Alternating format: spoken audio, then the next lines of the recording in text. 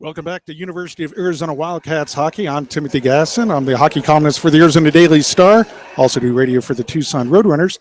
And I'm with former U of A player Sean Grunhagen. Sean, we're here for the second of a two-game series against the University of Utah. Arizona dropping last night's game by a score of 4-3. A very surprising decision. Now there really is no leeway for Arizona in the second semester. They need to win games starting here tonight. Yeah, Tim, this is definitely a big game for them tonight, as they might have dropped in the rankings a little bit from yesterday's game, because I think Utah is ranked. They're not even in the top 25, I believe. So with U of A being at 18 now, that definitely hurts them. So they're going to have to win this game not only by close, but they're going to have to make it a big margin by probably like 5-6 goals if they want to maintain their spot and just look out for the future for the tournament. Well, and we've talked about this. To make it to the national tournament, it's not just winning games, it's goal differential.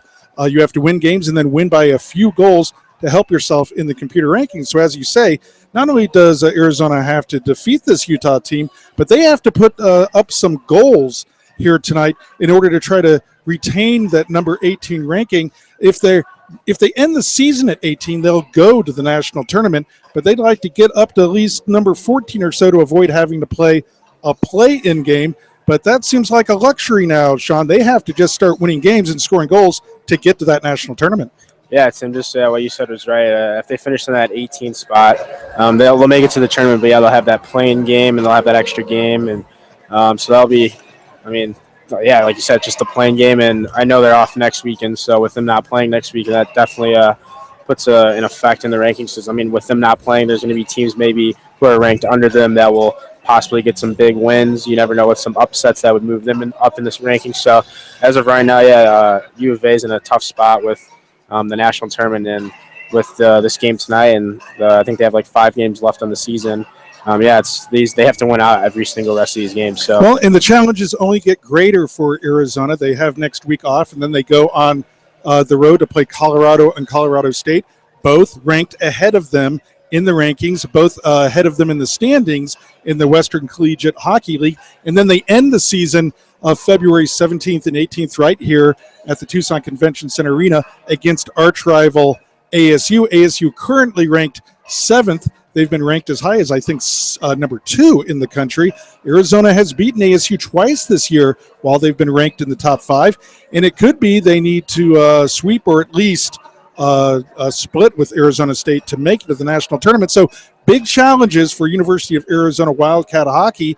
And it starts here tonight against Utah. Now, maybe that's the glass half empty portion of the evening, Sean. The good news is this is a highly talented Arizona team. As last weekend showed, they can score 6, 7, 8 goals. They have the physical ability. What do they have to do tonight to put the puck in the net? Yeah, Tim, it seemed like yesterday they weren't getting that many pucks to the net. We saw like last week, and they put up 7, 8 goals. They even put up 7 goals on ASU, who's also a very highly ranked, skilled team. But just the net presence and getting pucks to the net. I remember last week there were so many just goals right around the net in front of the slot. And from yesterday, we didn't see that much presence. We saw a little bit more hesitation from the guys just around the net. So I'd say definitely the net presence needs to be bigger if they want to score more goals. So the University of Utah taking the ice now in their very Montreal Canadiens looking jerseys. Arizona, we're waiting for them to appear. We'll have our national anthem, and then we'll drop the puck tonight. It's number 18 Arizona trying to protect their ranking against the University of Utah, and it's puck for pause night. And so if you hear any barking or snarling during our broadcast, it's not Sean, it's not me, or Ross Olson, our cameraman. No, it is not. We have dogs in the audience. It's a fundraiser for the Humane Society, and there are hundreds of dogs in the arena. This is this has to be the most unique hockey night in Tucson. Pucks for pause. University of Arizona and the Utah Utes. So we'll be back in just a couple minutes with the game broadcast of Arizona and Utah with our national anthem and the drop the puck. You're watching University of Arizona Wildcats hockey.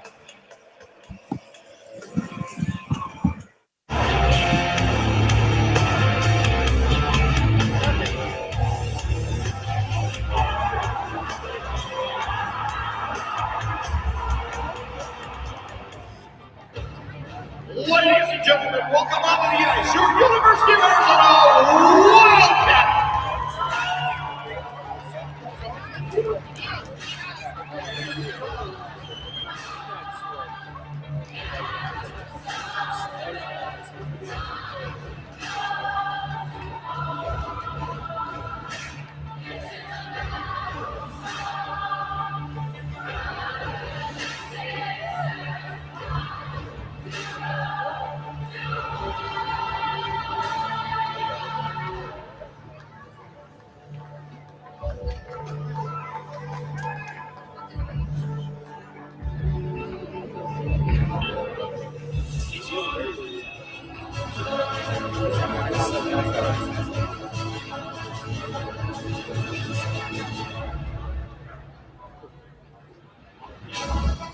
And here's the starting lineup for your hometown hockey team, the Arizona Wildcats.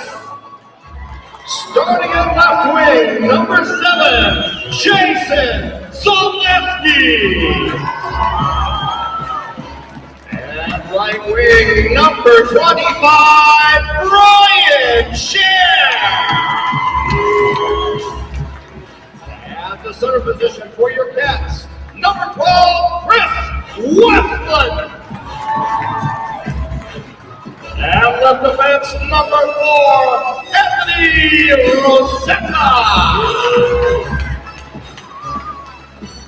And right defense, number 19, Mike Damien. And in the net today for your Wildcats, number 33, Austin Wilson. The head coach for your Wildcats is Chad Bourbon. The assistant coaches Eddie Lavia, Shane Bossell, and Jim Corcoran. And now, ladies and gentlemen, we ask that you please rise. Gentlemen, remove your hats and face the south goal for tonight's national anthem. Oh, say, can you see by dawn's early light what so proudly we hailed at the twilight's last gleaming, whose broad stripes and bright stars through the perilous fight o'er the ramparts we watched were so gallantly streaming. And the rugged red the bombs bursting in air gave proof through the night that our flag was still there. Oh, say does that star-spangled banner yet wave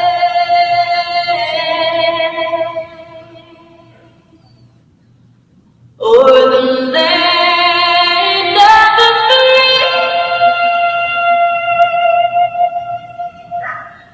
and the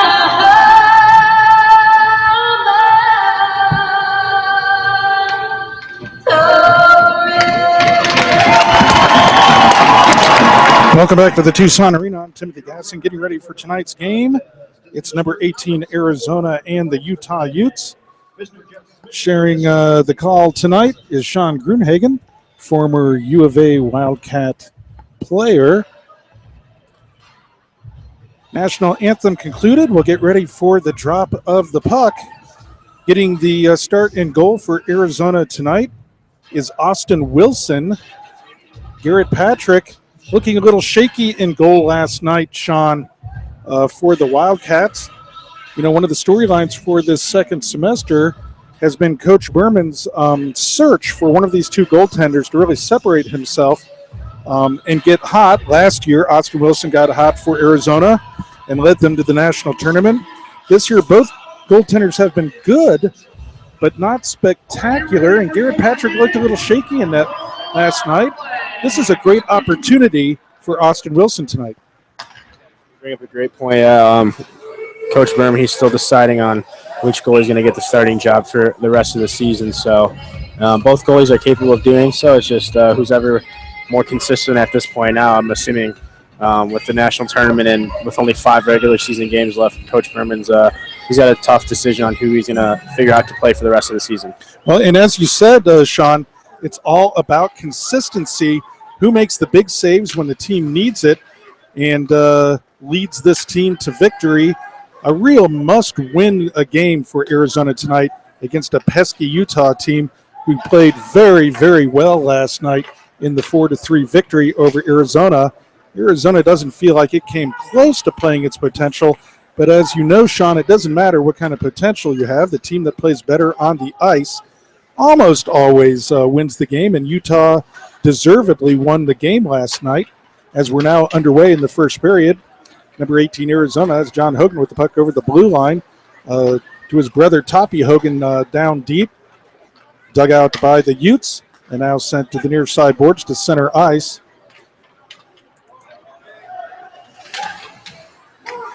Where the Utes pick it up on the far side and move it to the blue line, and it's blocked out. And there's a trip, no call.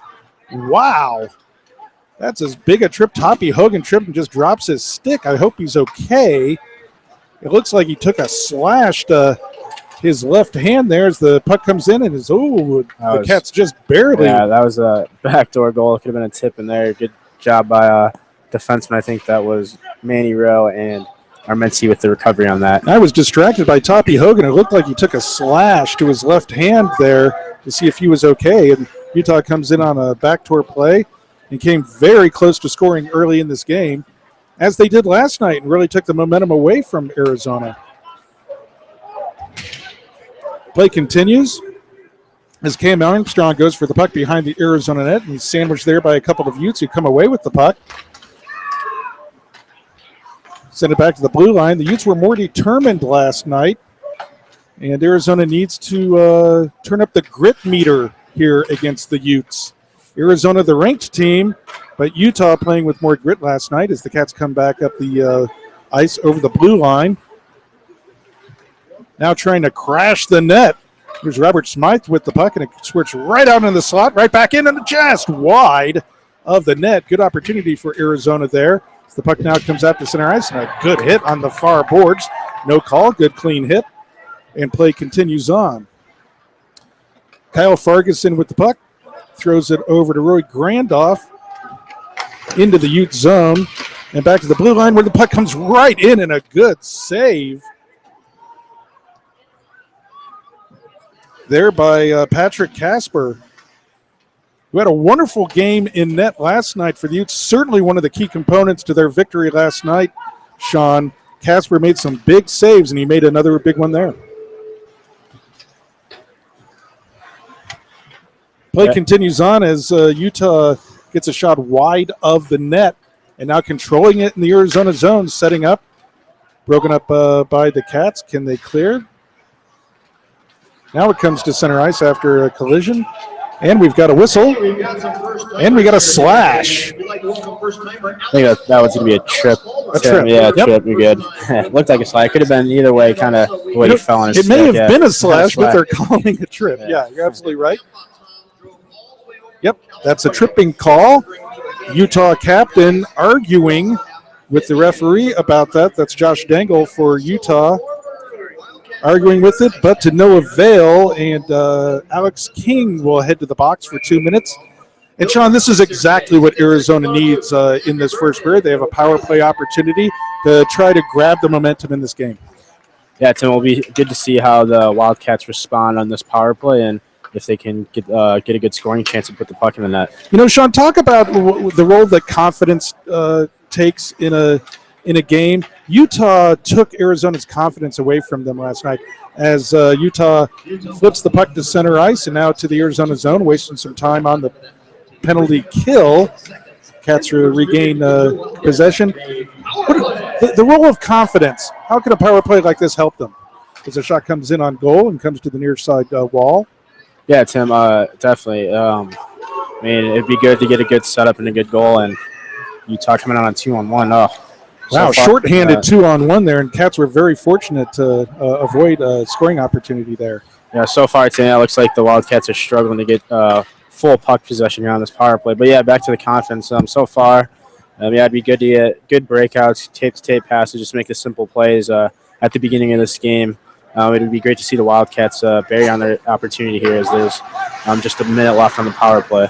Yeah, it'd be fun to see Arizona score and then hear the dogs howl. It's a Pucks for Paws night here. Hundreds of dogs in attendance, a fundraiser for the Humane Society. It'd be great to have all that noise and see what the dogs would do. The shot comes right in a good screen in front.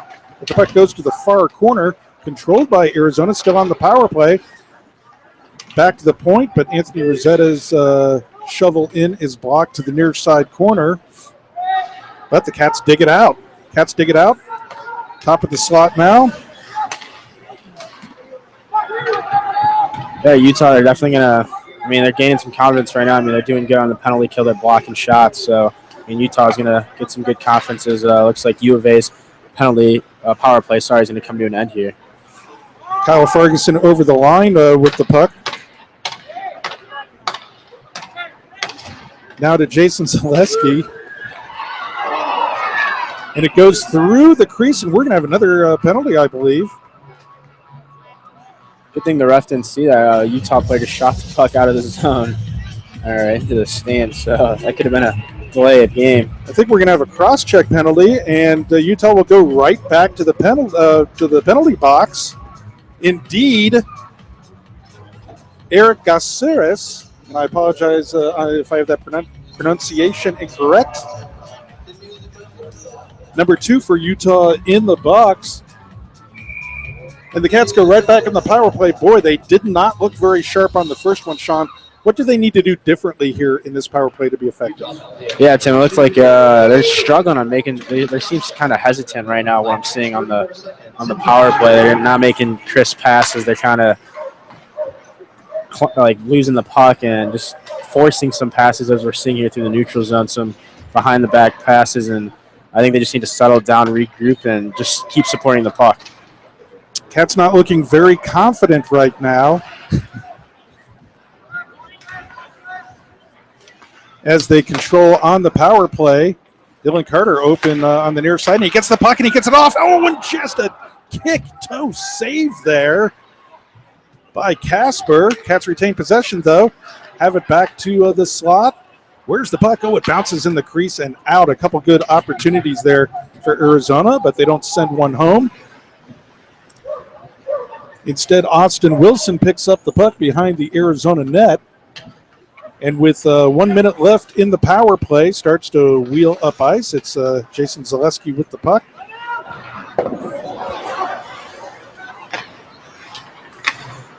Now to the near side. Up top to Rosetta. Another good shot in on goal, and a nice bit of battling in front of the net. Cats try to work it down low, but it comes out top to Rosetta. Back to Rosetta. He sends it in wide of the net. Good opportunity. Yeah, Tim, so far, we're seeing some.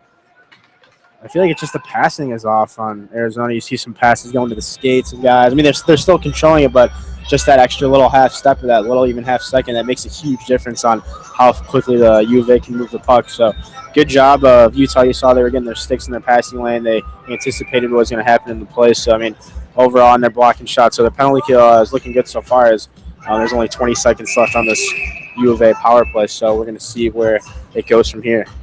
Well, and you mentioned something that I thought was the case last night, Sean. Arizona seemed half beat, out of sync. And and I think at times they were trying to make too perfect a pass and making the pretty play rather than the simple or basic play.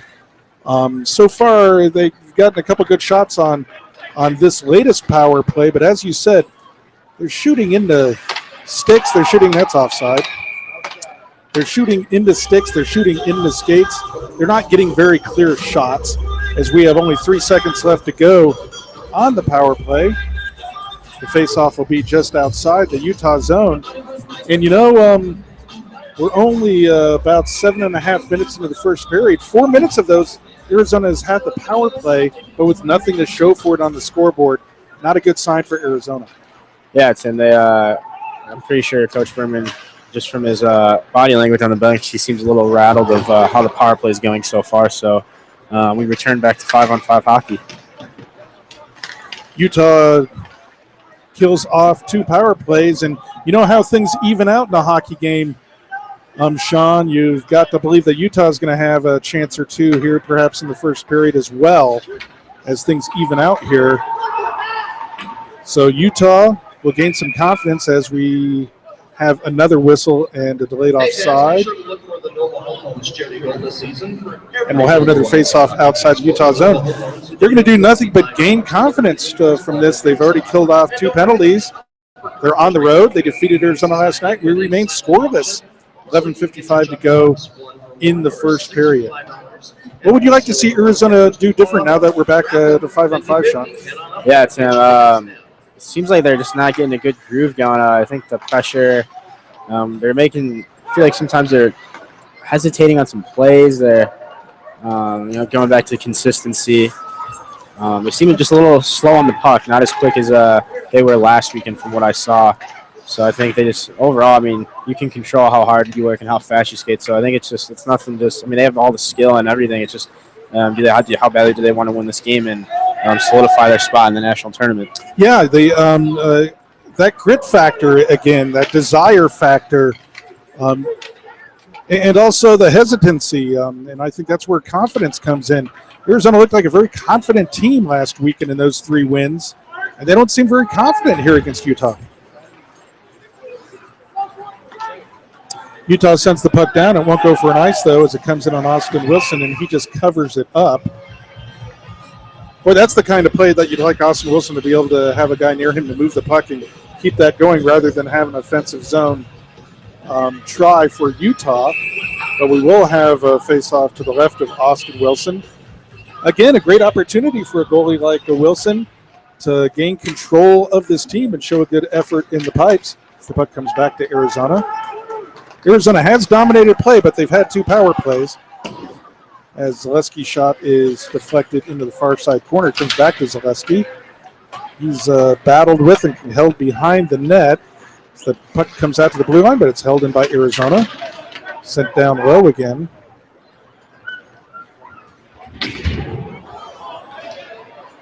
Tempted by a big hit by Zaleski there, trying to energize his club.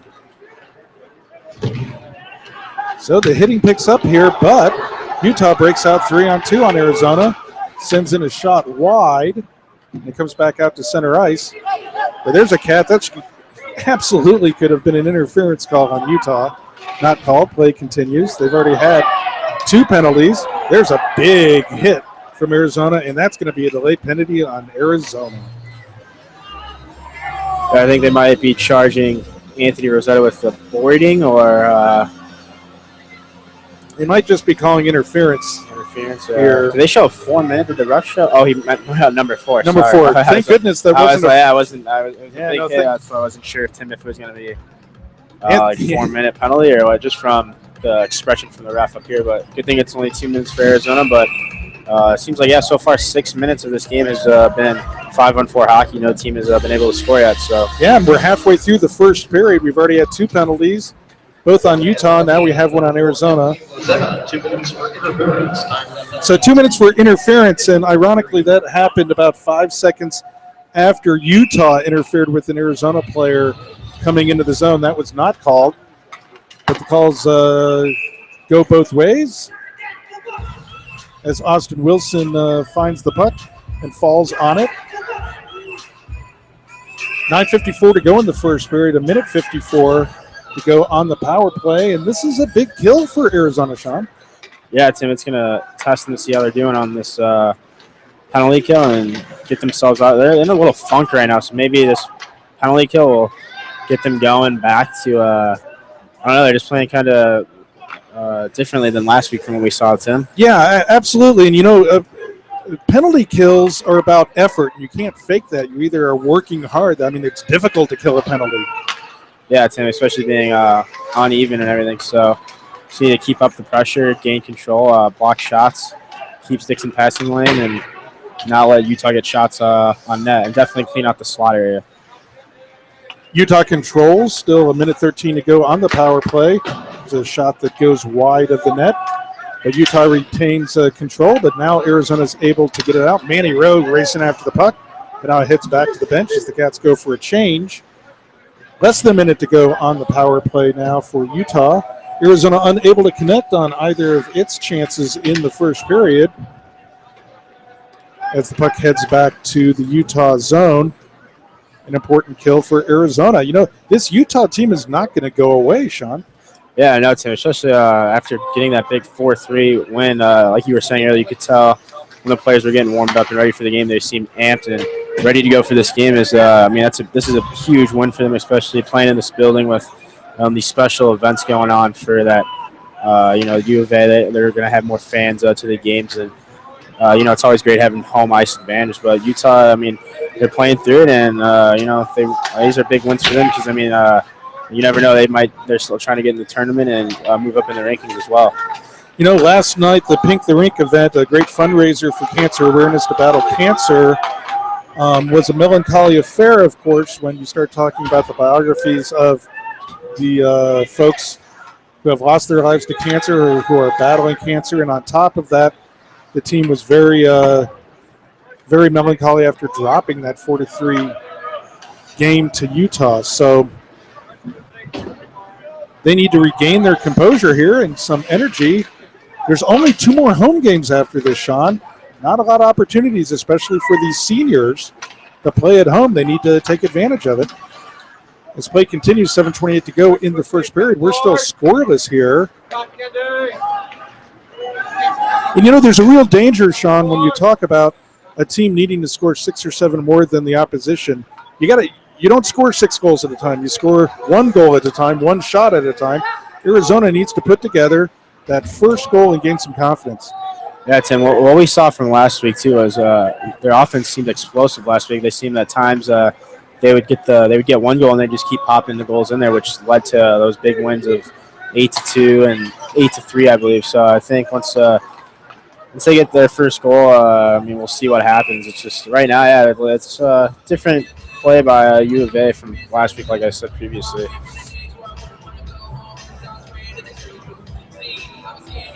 Coaches talk about you have a different team every game.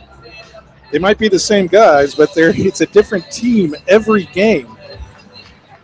How does Arizona now find their identity here in this game? They couldn't find it last night. They came back. They dropped a 1-goal decision, but just didn't have enough.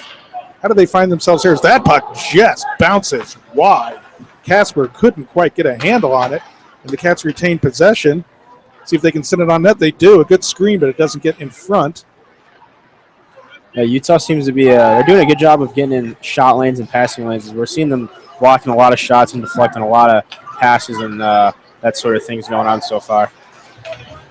Here's an attempt at a tip in front. They had a beautiful tip goal last night.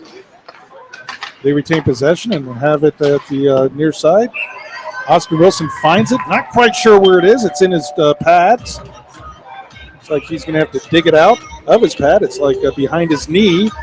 Still trying to get it. Sometimes they filter into your equipment and you got to unplug it, which is what Oscar Wilson's doing. The good news is it was in front of him, not behind him in the net. Finally, he does locate the puck.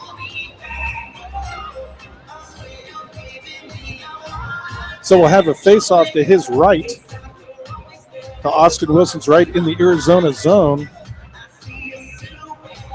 Now we're coming close to the all-important last 5 minutes of the first period, Sean. You want your team to play well in the first minute, the last minute. In that last 5 minutes especially, as Kyle Farson digs for the puck on the near end, sends it over to Manny Rowe. Manny Rowe was really skating well last week, and we haven't seen as much explosiveness out of him in this one as Kyle Ferguson takes a big hit on the far side boards. Wildcats, taking a few big hits there. Ferguson took one as well as Ty Griffith. in the corner, and good step up. I forgot what defenseman that was for Utah, but that was a good job of angling the guy Ferguson off before he got to the blue line, which caused him to not make a play on that last possession.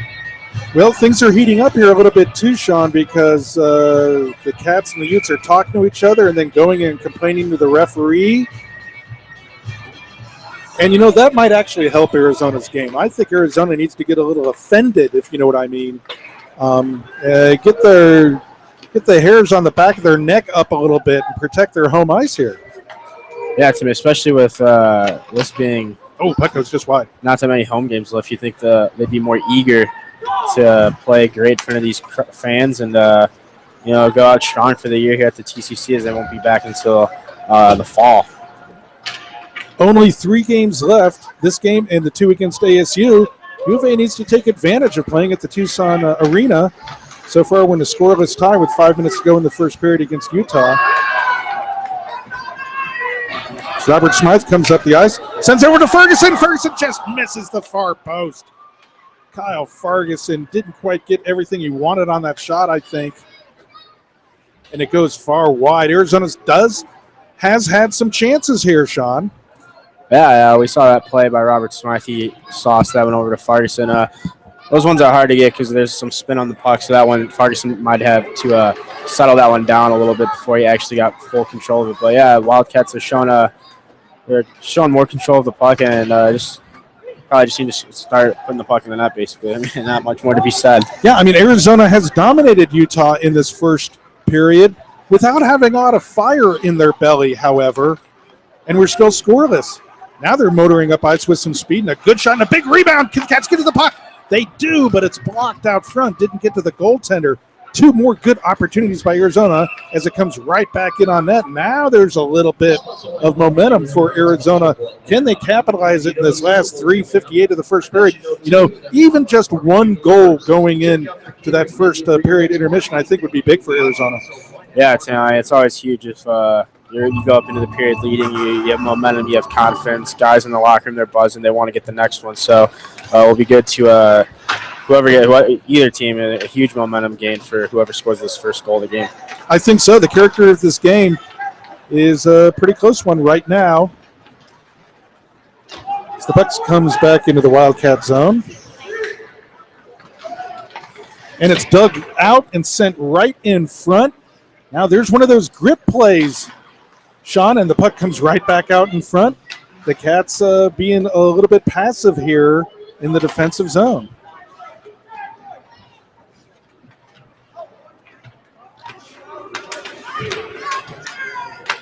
That's Roy Grandoff fighting for the puck for Arizona, but it stays in and comes back right back into the slot. Oh, and it just goes wide.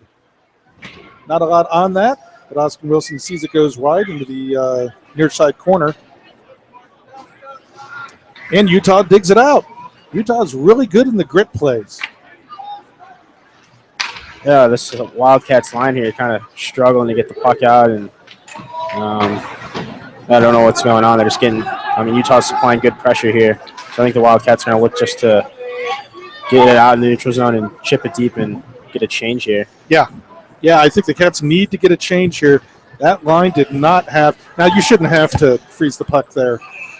With no one within 20 feet of the puck, a little bit of confusion between his defenseman and Austin Wilson, and he freezes the puck. I suppose better to freeze it than to be unsure about what you're doing with it there, but Utah was on a change there. There was no one within 20 feet of the puck, and Austin Wilson has to fall on it, so we'll have a face-off in the Wildcat zone. Kind of symptomatic of them just being a little bit out of sorts, Sean. Yeah, Tim, we'll have to see what happens in this last 2.5. That should be an intense one here. And Utah comes away with it. Cam Armstrong battling behind the net. Now the Cats break out of the zone, but just to center ice before it's broken up. Weak side up. Manny Rowe with the puck, and he manages to get it, but not out. Puck comes back to Manny Rowe. Oh, and makes a nice little step there. Now over the Utah line. Can he get it on that big rebound to the far corner? That was a nice play by Manny Rowe. Yeah, you could tell Manny Rowe was just trying to. He had guys driving the net. He was looking for that far pad on Casper for possible rebound goal. So that was a good opportunity for the Cats. There's another puck into the slot and an open net, but Utah's able to get it back out to center ice. Yeah, I think there was good vision there by Manny. A nice little move up the ice. We need a little bit more of that from the Wildcats if they're going to dent the scoreboard, as we're still scoreless with 1:25 to go in the third period. Number 18, Arizona, has all it can take from Utah. As Patrick Casper gobbles up that puck, and we'll have another face-off in front of him. Well, the plot thickens. A very, very steady Utah Utes team here, scoreless with number 18, Arizona, in the first period. You know, there's been a lot of times this year, Sean, when a skill player like Dylan Carter really makes a play at this point, or Toppy Hogan, to get the Cats going. And I think it's the time of the season when you need your leaders, your best players, to play best when you need them. Yeah, it's the best players, they should always be playing the best, and always we brought back the consistency out of these guys. So yeah, we're gonna definitely need to look up to higher end quality players for U of A to stand up and make some plays. And here comes Utah on a 3-on-2. Oh, chance there. Very sloppy in their own end. Arizona now led to another scoring chance. This is becoming a bit of a replay of last night, Sean, as the Cats now just look to relieve the pressure and send it down. I don't think this is going to go far enough for icing, and it doesn't. Very lucky for Arizona there. As we're down to the last 10 seconds of the period, Cats trying to get one more shot on goal. 5 seconds, you got to send it. And it goes out in front, but there was no one there, and that'll do it for the period. And that is the end of the first period of play. Arizona nothing, Utah nothing. You know, if I'm Utah, I think I have to be delighted with that period of hockey. And if I'm Arizona, perhaps a little frustration starts to set in. What do you think, Sean? Yeah, Tim, if I was honestly out of both teams, I felt like there's a sloppy play by both teams, I felt like. But, I just wasn't here at the game yesterday, but from what you're telling me, yeah, I mean, if Utah's probably just trying to hang around and play with the Wildcats until they get that first goal and just try to feed off of that. But overall, yeah, it's a little bit slower pace, I felt like, this game more than usual. Maybe guys are just, I don't know, yeah, it's just so some of those games happen where the pieces aren't coming together. So I'm sure both teams are going to go back to the locker room and try to figure out what they got to do. And I'm expecting a much better period and faster pace from both teams. Well, Coach Berman heading off the ice at a good clip. He cannot wait to get to that locker room with the boys, as we have one period of play completed here at the Tucson Arena. Number 18, Arizona nothing, Utah nothing. We'll be back with the second period of play in a few minutes, but right now we will be joined shortly with Lindsey Carpenter and a University of Utah Ute, and then a Arizona player. You're watching and listening University of Arizona Wildcats hockey.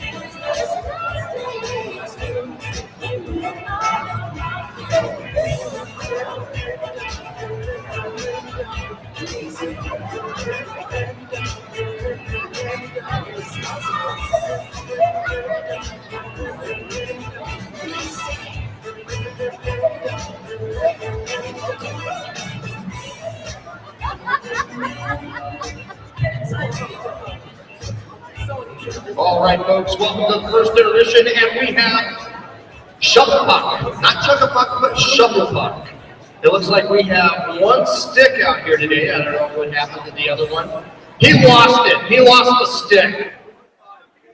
I know. Come on, man. What's up? I'm Lindsay Carpenter. I'm here with University of Utah U, Reed Hunter. What do you think of the tempo of the game, of this game compared to last night? I think it's a lot faster and a lot more physical. I think both teams came out looking for the win. So, And you're a freshman on the team this year. How did you decide to join University of Utah hockey? well, I grew up in Utah.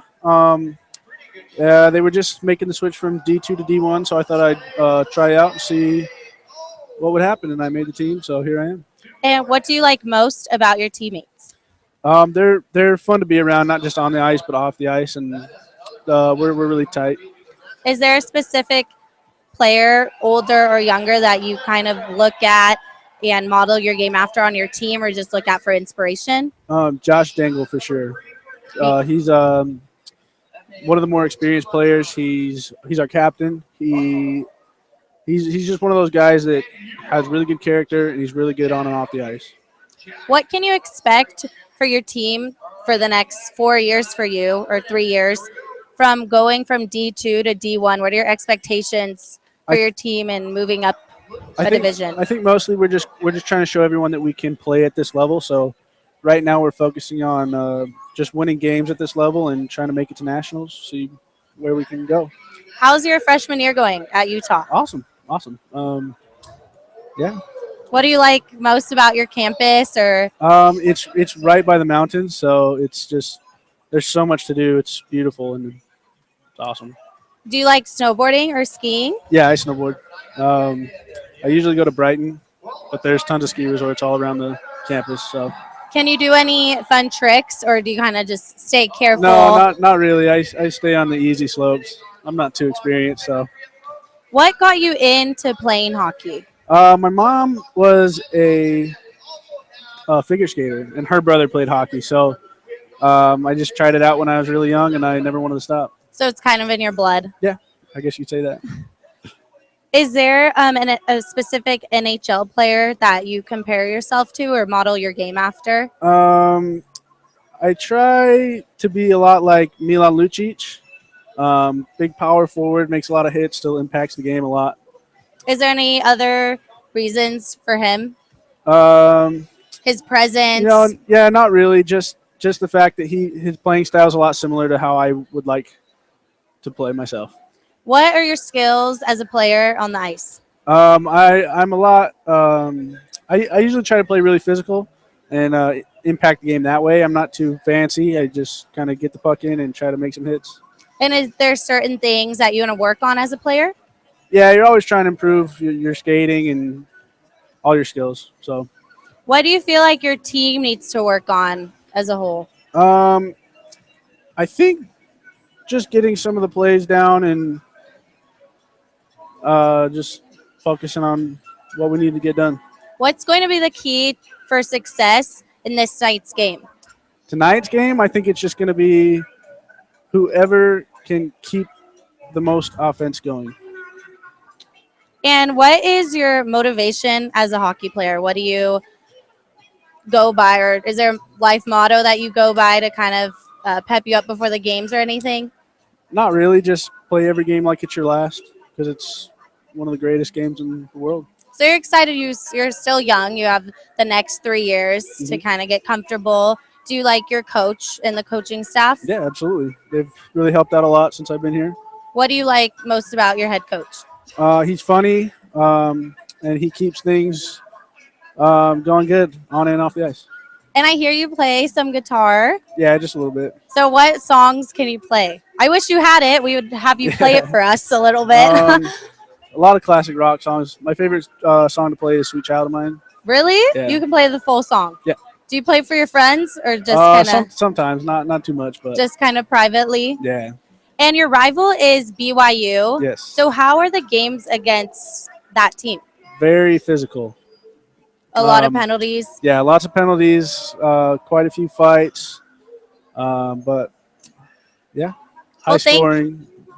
A lot of scoring. Yeah, a lot of scoring and stuff like that. Thank you for talking with us. And that was Reed Hunter from University of Utah. And we'll go ahead and interview University of Arizona Wildcat next. Thank you. And this is my Wildcat Hockey Report. Welcome to the Wildcat Hockey Report. I'm Tim Gadsden, they call me the AC Partner. I'm the head coach of the University of Arizona Wildcat Hockey Team. This is Chad Berman. Now, Chad, we concluded the first semester of play. Who they did not have a lot of ice time for practice. We had a lot of injuries, but we're still able to beat a couple of top 5 ranked teams, and you're in line to compete for a spot in the national tournament. What do the Wildcats need to do in the second semester in order to secure that spot in the ACHA Nation Tournament? Yeah, certainly a tough semester. I'm a big believer that adversity makes you stronger if you embrace it. So for the most part, we were able to tackle some things and get some top 5 wins on the road. You look at this team moving forward here. We're a team now that's knocked off milestones that haven't been done in a long time. Last year, we were the first team to win a national tournament game in 13 years. Now you come into this year, we're the first team ever to go to UCO and get a victory. We broke the streak against ASU. So these are all things we want to focus on positive-wise moving forward. We know we've got a good team. We've got a good group. You can't predict injuries. You can't predict some of those things we have to deal with, but I do think it made us stronger. So going to the second semester, it's important that we get healthy, and we are. We've got a couple of defensemen coming back, Ryan Siegel, Matt Armenti, hopefully Sean Osmond here in January. And then obviously, we just need to engage our game and get back to our strengths. It has to start at the defensive end, something we were successful at last year. I think sometimes you add talent, and people think it's enough, and it adds to the equation, but it doesn't make the equation. So it's essential that we continue to be great defensively, but we're a fast team. We have in the forecheck, and that's really what we're doing. You mentioned the big league win, and that's against number 3 ranked Arizona State here at home in the first semester. What did that win do to the psychology of this Wildcat team? Yeah, I mean, psychology, it's a very real thing in sports. So I am ready. when you go on streets like that, I'm back. I'm Lindsay Carpenter here with University of Arizona Wildcat Hunter Stavroff. Now, that's a great hockey name. Can you tell me your nationality? Yeah, it's Macedonian, so like Eastern European kind of. That's a great, solid hockey name. What do you think? How do you think the Wildcats are doing tonight? I think the pace of play is definitely elevated from last night. I think we're playing more physical than we were, so everybody's just trying to skate their hardest and see what comes out of it. What made you join the team? What made me join? I've been playing hockey for most of my life. Just love the game, love to play. Just wanted to play throughout my college years. Who got you interested in playing hockey? My grandma actually, because her son, my uncle, he played when he was younger, and she just loves the game. So she got me on skates when I was like 4 and loved it ever since. Do you prepare for the game differently when you're at home versus an away game? Well, before every game, I try to get some sort of food. Try to get Subway before every game. Feel like it's a good solid meal. So wherever there's a Subway, I'll get that. But So there's a little superstition in there with Subway. I guess, yeah. Have you ever not eaten Subway No. before a game? So the little superstition. And what is your favorite thing about your teammates? I like how everybody's just kind of like one big family. Nobody's really cliquey on the team. Everybody kind of gets along. Yeah, so we all try to get together on the weekends and do stuff. I know your younger brother plays hockey also. Hayden. Does he look to you for advice or tips? Well, yeah, he basically grew up in the rink watching me play. He's 12 years old. He's definitely better than I was back then. So he teaches me some stuff, I guess. I teach him some stuff, but yeah. What's your dream career? What do you want to do? My dream career. I'd say my dream career is probably being a cardiothoracic surgeon. I don't know, I want to help people, and I feel like that would be an awesome way to do that. Is there any places in Ohio that you've kind of got experience with that sort of thing? Yeah, actually, I shadowed this one surgeon back at this hospital near my house, and he let me shadow him for over the summer. So I thought that was a pretty cool experience and kind of eye-opening for like how many people he can help in a day. So I thought that was pretty cool. So traveling from Ohio, that's a far travel to go to school. So Yeah. what do you like most about U of A and the campus? I don't know. I just wanted the out-of-state experience. Wanted to get away from like everybody I already knew, kind of branch out, meet new people, and I feel like Arizona is a good place to do that. Everybody's welcoming. Very Met a lot of social. new people. Really social, yeah. And you have a great style So Thank I'd love you. to know where your fashion inspiration comes from. My fashion inspiration. I'd say probably my mom. She's big into clothes. I guess, yeah. How long have you been playing hockey? Since I was 4 years old, so but pretty much my whole life. Is there a specific diet that you like abide by? Well, I try to lift every day and eat clean, so I'd say not a specific diet, but just try to eat clean. Is there somebody or something that you draw your inspiration from every game? Well, I just try to play for the person sitting next to me, not really playing for the people in the stands because at the end of the day, it's just you and your teammates. Being from Ohio, your team's obviously the Blue Jackets. Yep. So what do you like most about them? The Blue Jackets. Well, they went on their winning streak. They almost tied the NHL record for 17 games. The Penguins previously had it, but we took an L, but we're still number one right now, so it's pretty cool. Hometown.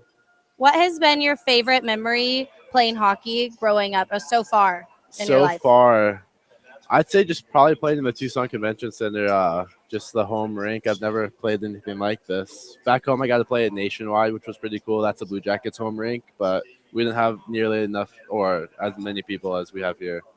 How do you think your team, their mindset has kind of changed since Nationals is quickly coming upon us? I think that everybody realizes the urgency we have that we need to win. It's not like so much as we want to win as we need to win to make Nationals and get back to Columbus. What keeps your team as a whole motivated after long weeks of practices, or like next week there's a bye week? Yeah. Like just long practices, no games. What keeps you guys kind of motivated and on your game? I'd say really just a love for the sport. We all love to play hockey. It's not really a chore. We just love to be out there and play with one another. What do you think the players on the ice have to do tonight to take the lead of this game? Take the lead, continue getting shots on net, definitely stay physical and keep the feet moving.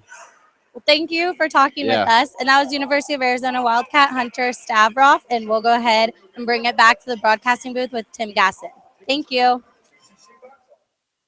Hockey is affordable and fun for the entire family. We need you. We need you. We need you to support U of A Wildcat Hockey.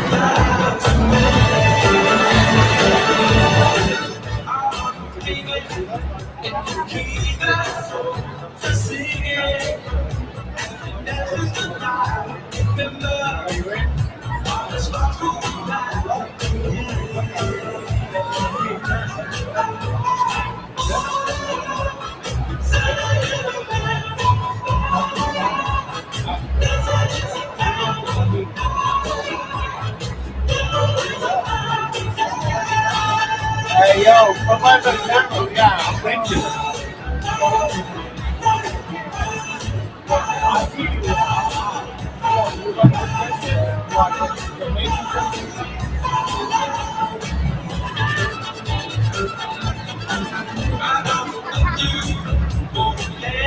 Howard!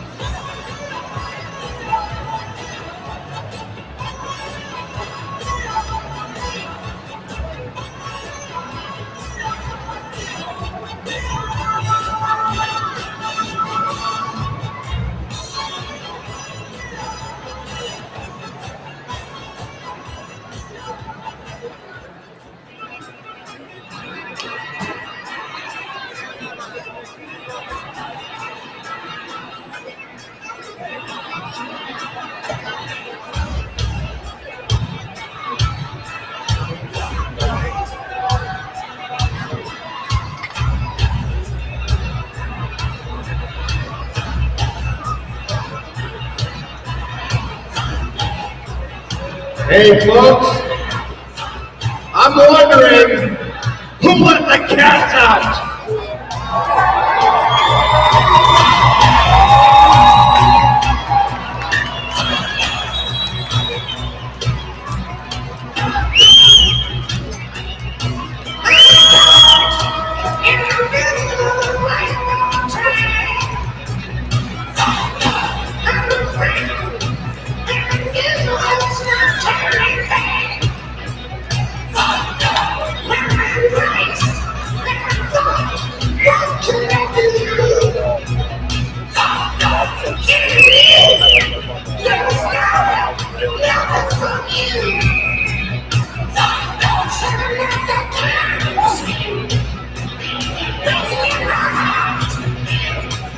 Welcome back to University of Arizona Wildcat Hockey. I'm Timothy Gasson. And along with Sean Grunhagen, we'll be bringing you the second period of action here tonight from the Tucson Arena. It's number 18 Arizona and the Utah Utes were scoreless after one period of play. Both teams are at center ice, ready for the drop of the puck and the second play, in the second period rather. And we're underway, and with the play-by-play for the second period, here's Sean Grunhagen. And Wildcats in possession with the puck, 20 seconds gone to play here. John Hogan center at the top. He shoots that, saved by Casper. John Hogan gets it back, sends it to Mike Damien. He sends it over to Toppy, sends that back to Damien. Rosetta with it up top. He's winning around the net. Josh Dangle on him. And John Hogan looking out front, throws it out there, but it looks like Dylan Carter will race him for that, along with two other Utes, and they throw that out to the neutral zone. Just underway here in the second period. We're still scoreless. And Utah going for that stretch pass, takes a weird bounce off the glass, but Matthew Armenti will send that back over to Ferguson. Looks like Coach Brim made some line changes here as he went back with that line with Zaleski, Ty Griffith, and Ferguson. Oh, Ferguson, big hit there. So we'll see if this line can provide the offense like it did last weekend. Good crowd here tonight, Tim, I'd say so, for the Pucks and Paws. Yeah, a very good home crowd, several thousand at least. And who knows how many dogs. We'll have to do a dog count, you know. We will have a count because they have to have their own ticket because the proceeds go to the Humane Society. So it's not like you just bring your dog. Your dog has to have a ticket as Arizona comes in and throws a puck on net. That's Matt Armenti in on Patrick Casper. So we actually will have a count at the end of the game for how many dogs are here. And I've seen small dogs, big dogs, happy dogs, dogs who are unsure about where they are or what they are doing here. Just looking around. And it's interesting. I know everyone's wondering with the Pucks and Paw night, Yes, there are designated poop stations throughout the arena, although I don't know if the dogs know that. Yeah, Tim, I don't think the dogs know that either. That's what I was saying. I know that. I'm not sure that the dogs know that. And we return to play here. We have Westland intercepts that, tries to get that one out. Armstrong steps up, and Smythe regains control, and he'll shoot that one on net. Casper will glove that, and he'll just hold that one. And Ryan Shear trying to stir something up in front of the net there, probably trying to get his team involved into the game, get their fans on the feet. So far through this first two, not too much really going on, I have to say, so Tim, just a little bit of back and forth action. So pace seems to be a little bit quicker now, I'd have to say. I think both teams are settled into the game, so we'll see where it goes from here. Well, you can tell Utah is playing cautiously. They don't want to make a mistake, freezing the puck a couple times, or maybe they could have moved it. Better to reset and have a face-off won by Arizona. Oh, that's a... Don't know what happened on that one, but yeah, that was a quick face-off win shot on that. I think Westland tipped that one in. It looked like kind of one of those weird shots. You think it was tipped? I think Westland tipped. I could be wrong. It just was kind of looking around, Tim, to be honest. But I think Robert Smythe just took a really bad angle shot that surprised Casper. We'll see what the referee, what the official score says here. I think this might be Smythe's goal. We'll wait for the official call, but that's the kind of play that Arizona needs to kind of ignite itself here. We'll wait for the call.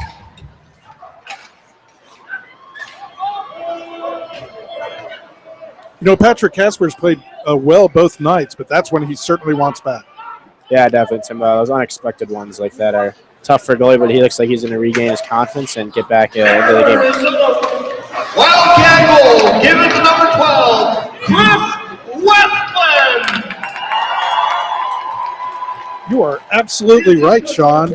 Chris Westland with the goal for Arizona. That's Westland from Smythe and Rowe. Time of your Wildcat goal. And Smythe gets an assist, so I'm partially correct. But you are completely correct. It's a goal for Arizona. He shoots, he scores. Just 2 minutes and 51 seconds into the second period, Arizona takes an important 1-0 lead. Now can they build on this and take control of this game, Sean? Yeah, Tim, we'll see. It was good to get that goal there early on in the game. So we'll see how both teams respond and if U of A will keep the pressure on and get the momentum going and how Utah will respond. And I'm hearing some dogs bark. So I knew that if there would be a goal and all the applause and all the stuff that some dogs would start barking, and we do. So we need more dogs barking.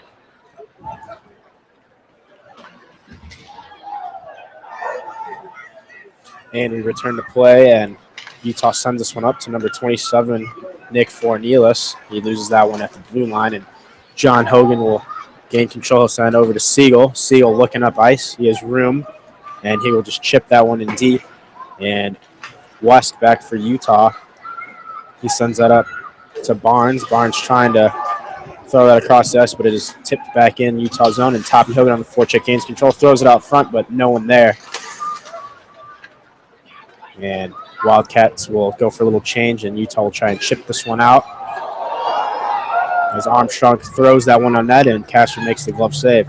Looks like, Tim, we're seeing more of the Wildcats. They're more engaged, I feel like, just seeing through this first 4 minutes of the period. Thanks for that. I think you're absolutely right, Sean. And also, perhaps the idea is, let's get some pucks on that. Let's get some chaos going. Let's get some scrambling going around in the defensive zone, which I think is a good idea for a team trying to gain some energy. And Armstrong will throw that one in, but that is blocked by a Utah defenseman. And Manuel gets off the ice as he broke his stick, and Farguson has control. Loses it a little bit in Utah. Scrambling, Ty Griffith trying to make a move, but turns it over. And Armstrong will step up, and then Utah will come down on a little 2-on-1 here as Gasawers will try and take that to the net, and it is loose. Oh, look at the wrestling going on in front of the net. And we finally have a whistle.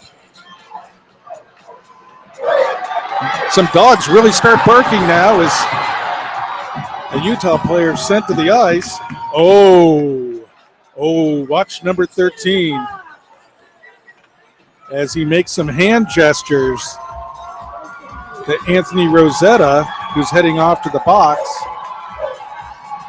Rosetta, not the kind of discipline that you want to see from your Wildcat, though. He dumped number 13, Noah Berry, and the ref calls him for the penalty. But watch Noah Berry later on, because even though he was disciplined enough not to take a penalty, I don't know. If I were a referee, I may have thrown him for his hand gestures that he was making to the Arizona player as he was leaving the ice. Certainly, I would have called that an unsportsmanlike, I think. But nothing was called. Instead, Utah goes on an important power play. But watch Noah Berry. Now, the younger fans probably won't remember that there was a wonderful actor named Noah Berry. He actually played in the Rockford Files, James Gardner's father in the Rockford Files. I bet you didn't know that, Sean Greenhagen. Yeah, Tim, you are completely right. I have no idea and who that is. This is oh, you don't even know the Rockford Files, that James Gardner. Okay, Nope. Well, I just want to make the point. This is not the same Noah Berry. That was a television show from the 1970s. That's probably why. Yep, just a little out of my years. No, you Tim. know, information is never out of anyone's grasp if they wish to know. And Not the same Noah Berry is all I was trying to make the point, no, Sean. I was just And we return to play. Utah showing some good control on the power play, and puck bounces out in front, and great shot block by Ryan Siegel. Wilson kind of lost where that one was. And Dangle sends that one back up top to Petrie, and this one sends down low back to Dangle. Dangle sends us up top to West. Dangle looking for his options, and he'll throw that one down low, but Siegel intercepts that, and Siegel will send that one down, but it's tipped out of play. Got some great barking going on here on this power play, too. 52 seconds to go on the power play. It's pucks and paws night here at the Tucson Arena, with Arizona leading 1-0. About 5 minutes and 24 seconds into the second period, rather. Yeah, good crowd on hand, and some really great dogs. And we return to play, and Utah wins that draw. That one is sent over, and great save by Wilson, but Utah capitalizes on that one in front, as that goal will go to number 20, Julian Cronin, the junior from University of Utah. Basic play that Utah had set up. They just won that draw. Tim won it back, and quick shot on net.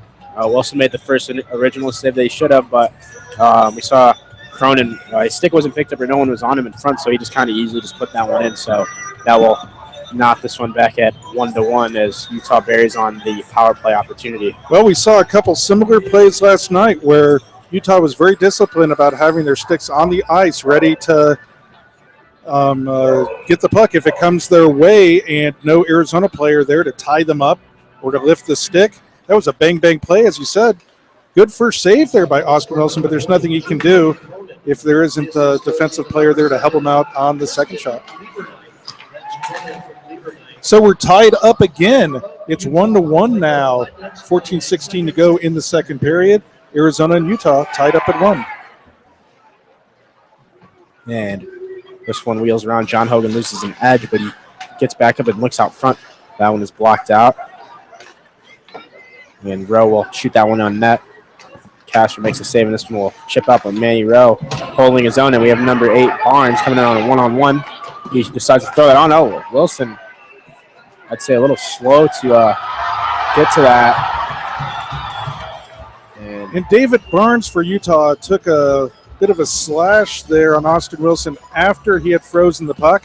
Arizona players not happy with that. And let's see if they do the right thing here and throw David Barnes to the box. They are. There's an Arizona player going as well. And I don't know what the Utah captain could be complaining about this. Austin Wilson had the puck. The whistle had blown. And then Barnes gave him a stick. And you have to call a penalty on that. Yeah, Tim, Barnes went in there, gave him a little hack, I think. Maybe a captain for Utah.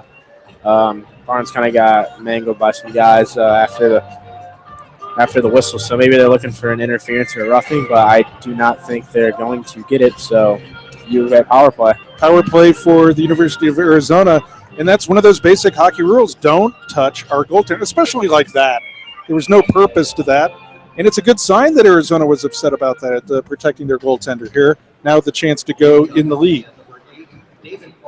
2 minutes for slashing.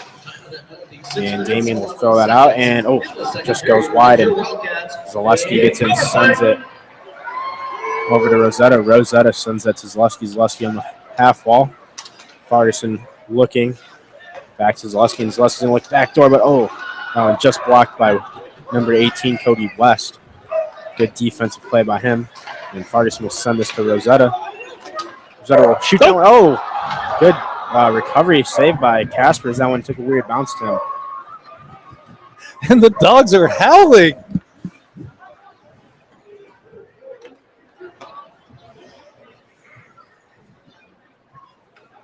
And Zaleski will pick this one up. He'll send this up to Grandoff. Important power play for Arizona. Yes, that it is. Farguson almost in front there. Tries to tip that one. This one's sent down to Zaleski. Zaleski has time and space. He shoots that. That one goes just wide of the net. Just about a little bit under a minute, 50 seconds left on this U of A power play. That was number 20, Julian Cronin. Goal scorer really tries to pin that one up. Zaleski looking across, but it's tipped up, and the Utes will send this one down, going for a change both teams. Wilson leaves it there for Rosetta. And it looks like leading goal scorer Toppy Hogan will pick this one up. Taking some time and space for himself. He sends it to his brother John. Toppy Hogan looking around, back to John Hogan. They're trying to set up their play here. 15 seconds left on the power play. And this one's sent back to John Hogan, who shoots that one, takes a weird bounce. Dylan Carter trying to look for that one. Matt Armenti shoots that. Off the post. It's just off the crossbar. Clear shot there. Good shot by Armenti to realize the traffic and get that one through. And we return to 5-on-5 play. And it looks like number 8, David Barnes, out of the box. We'll have a breakaway. And he shoots that one. Great save by Austin Wilson as he tips that one wide. And Utah, good break there. You always got to love those ones coming out of the box, getting the breakaway. Those are always the best, Tim. Boy, what a dangerous play for Arizona. And Barnes throws Toppy into the boards. And Barnes is skating this one up. We'll throw this one down. No ice. Armstrong back to get this. Takes a big hit into the boards. This one's sent back down to Manny Rowe. He has time and space with it. And he'll chip that one up to Westland. And Westland trying to get to that one, and he does. A little scrum in front, but he will throw that in deep. Change for the Wildcats. Tyler Rebel. And Dangle will chip that one up. But Manny Rowe back. And Wildcats setting up on their just a regular breakout. Manny Rowe circles back around. He sends that to Armstrong. And Armstrong has a lot of room to escape, but he'll chip it deep and get off the ice, and Casper back to play that. Utah. I'm not sure if you can hear the dogs barking like we can. Very close to our broadcast position on this Pucks for Paws night, but it's great. And Manny Rowe sends that over to Siegel. Siegel throws that up to Farguson. Farguson trying to get to that one, but trying to make some plays, and Siegel chips that one, but Utah regains possession. We have Guy Petrie here. He sends this one up looking for a breakaway. He sends that back to number 20. Cronin almost again for with his second of the night. Got to watch out for those defensive plays. Those little turnovers, and it looks like U of A will send that one down for icing. And we got a lot of dogs parking behind us, Tim. A lot of dogs are out. Dogs are out tonight for sure. You know, Russ, in between play, before we have face-offs and stuff, if you can find any of the dogs in the audience to show, that'd be great.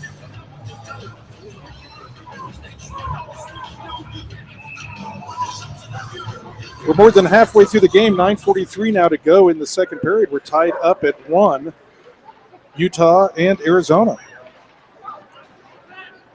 And Utah will throw that one to the net, but it's blocked. And Siegel has this, but loses control of it, but regains possession. He is going back up, sends that to Farguson. Farguson steps back and will just chip down off the glass, and he has Ty Griffith going 2-1-2 for the Wildcats, and Ty Griffith will try and pass that, but good defensive play by Pendle to lay down and block that pass, but Farguson gains control and tries to go for the wraparound and gets kind of hooked down and no call. And Utah back in this, Connor Menny takes it wide and tries to go near side backhand. No, that's not a goal. And that one, that was Connor Menny on the goal. That one went in on Wilson's short side, barely crossing the goal line.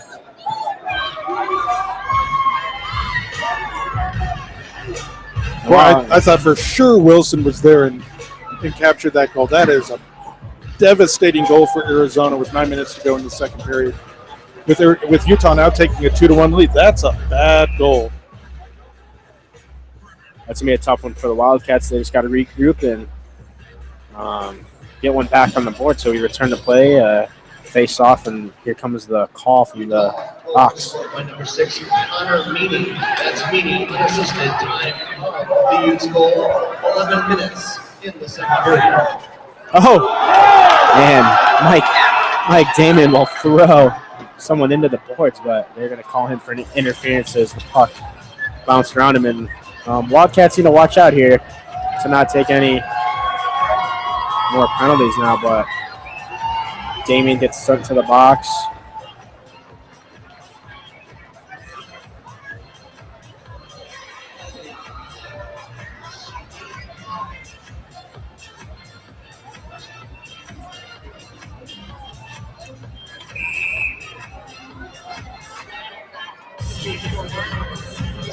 And we return to play here.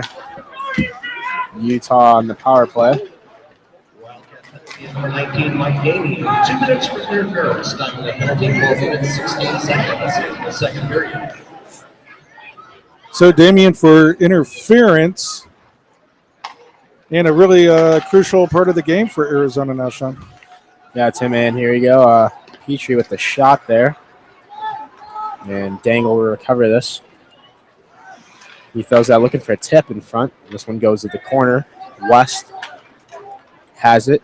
And a little miscommunication, and Utah will get that back, and Roy Granoff going in. And Utah will send that around back up top, and Dangle will shoot that one, and that one just goes a little bit wide of the net, but Utah regains control, and Petrie will walk this in, and good block there by number 6, Toppy Hogan, as he lays down on the ice to block that one. And Utah will shoot that, but save for Austin Wilson. So Wildcat fans, Ross Olson and myself will run down the ice level at the end of the second period. Head on over to the Wildcat Facebook page, and we'll get a live look in with head coach Chad Berman and see what he thinks about the second period of play. He can't be happy right now. The Cats trailing 2-1. They had a 1-0 lead over Utah and have given up 2 straight goals with Utah on the power play. And 50 seconds left on this power play for Utah. And puck is pinned up against the boards. I think that's Armenti on the puck, along with Siegel and 3 Utah players. And this puck squirts out. And Ty Griffith will gain control and send that one down the ice. 35 seconds left on this power play. Utah has probably just one more rush up the ice. And this one sent over to Barnes. Barnes. And Utah going in. Robbie Wilkinson trying to make a big hit, and this one controlled by Tiger, but he turns that over, and Utah keeps that in. O'Brien sends that one down low for Dangle. Dangle looking up top in the slot. They have it, and Utah again on the power play. That one was scored by number 29, Brett Meyer, and that assist goes to number 22, Josh Dangle. I actually played with Josh Dangle back. He's a native of Portage, Michigan. Good player. He played for the Kalamazoo Junior K-Wings in the North American Hockey League.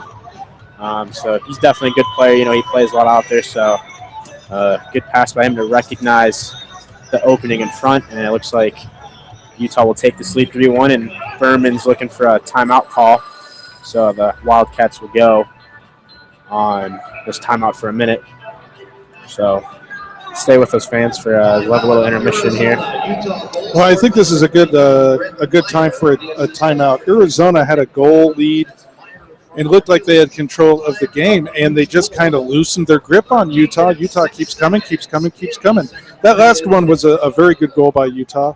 Boy, that second goal, it's such a killer. As now we're seeing some of the dogs in the crowd. Go ahead, Ross. Find us some more dogs. Let's see if we can stand up during this timeout. There's a dog right here.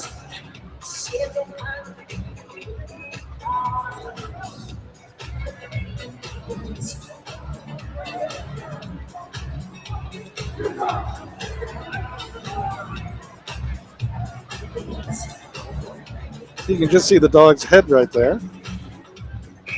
There's some more dogs.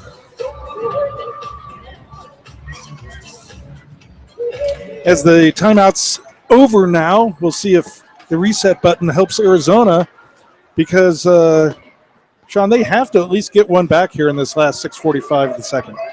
Yeah, Tim, giving up those 2 quick goals. Now the Wildcats have got to get 3 here, and looks like Brian Shear will lose his stick. And this one's sent down for Rowe. And Rowe will just throw that one out to the middle.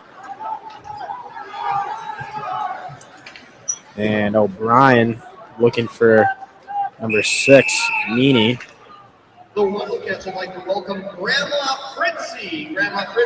And you know, that confidence word now comes into play again. Utah playing with a lot of confidence now. And Arizona back on its heels. This is not what they expected either night. They scored that all-important first goal, but have really loosened their grip on Utah since then. And number 13, Barry, will dump that one in, and Siegel back to play that. Takes a hit there from Bridges. And Toppy will send that to his brother John Hogan, who sends that over to Matt Armenti. And over to Captain Carter, but he'll chip that one. And Dangle leaves that back for O'Brien.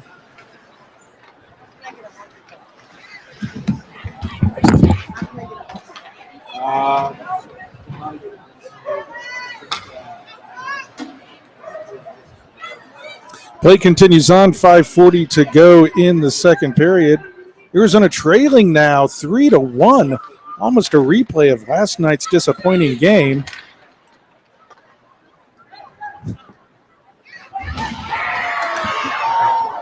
And Zaleski has that, and Armenti.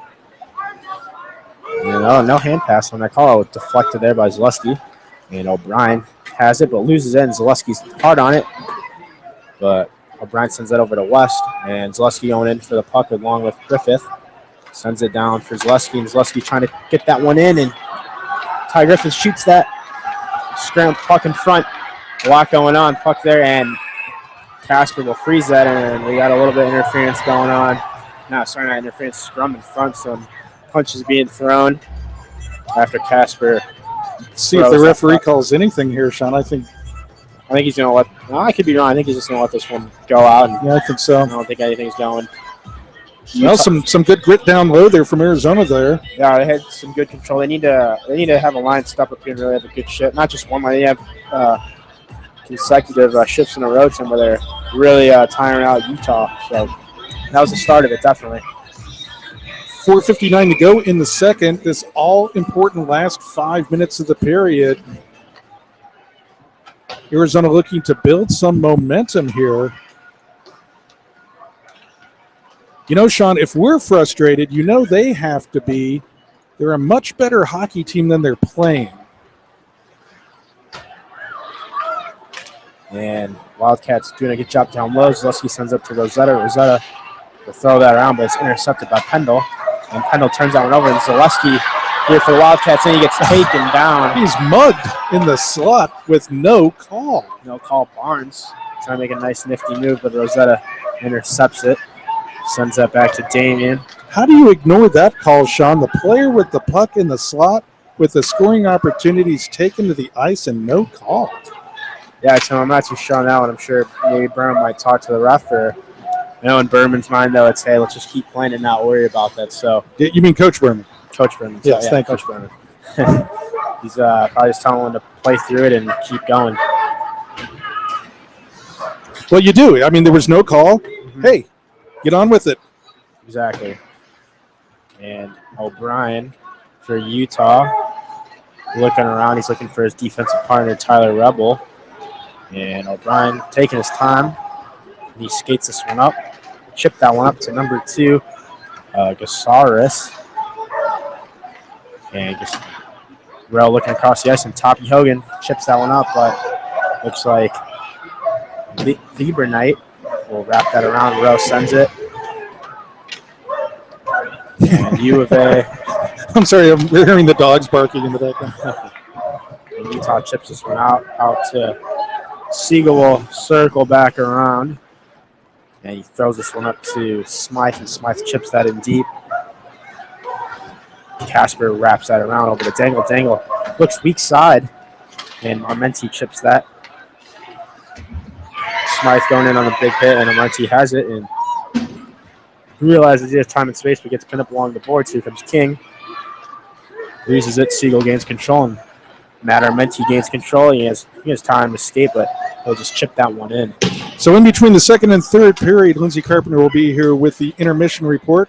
Go to the Facebook page for the Wildcats and see our live look-in with Coach Berman in 2 minutes and 30 seconds. As Arizona needs to find an answer for Utah. Yeah, Tim, we'll see if we can get something Wildcats can. As Anthony Rosetta dumps us in, Casper out to play it. And nice little move there, and no, U of A getting out of a tripping call, and this one sent up, and Utah will ice this one. Good opportunity for the Wildcats to get a fresh line out there for this next possession and see if they can keep the puck in there for the rest of this period, Tim. This referee's calling an interesting game. He has let things go on both sides. He has, yeah. I you know, as long as teams know how they're allowed to play, I suppose that's okay. But as emotions get higher here in the third period, you also have to control the game. So it'll be interesting to see what kind of third period, this referee calls.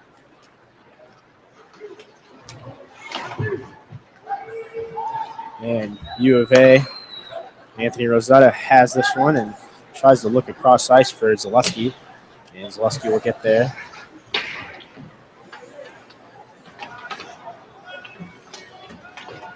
And this one wrapped around.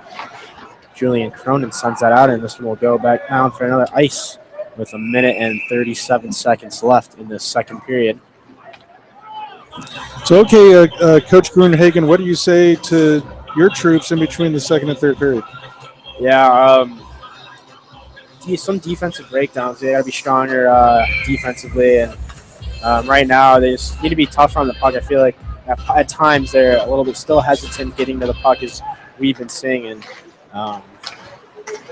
it's just some turnovers and out in front and close one there, Tim. Yeah, got me a little excited on that. But yeah, I know Coach Berman, he's definitely not going to be happy. I know that. So as Utah has it, but Armstrong gets it, loses it between his feet, but sends that over to Rel. There was a coach who shall remain nameless. If they'd be in this situation, they would just stand on the bench and yell at their troops, "Win!" And I think we're going to need a little bit more than that. Utah going out. Oh, phenomenal save by Wilson, as that one could have been 4-1, Tim. And we have 45 seconds left on this in this second period. And Wilson will cover that one with 40 seconds left to play. Stay tuned with us, people who are tuning in.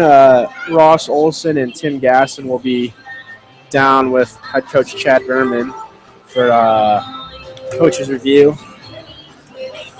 What Coach Berman has to think about the game so far. So join us on our Facebook Live page and give it a like or two, some comments on there what you think of the game, and we would appreciate that, some feedback. And stay with us for this intermission report, joined by myself and Lindsey Carpenter.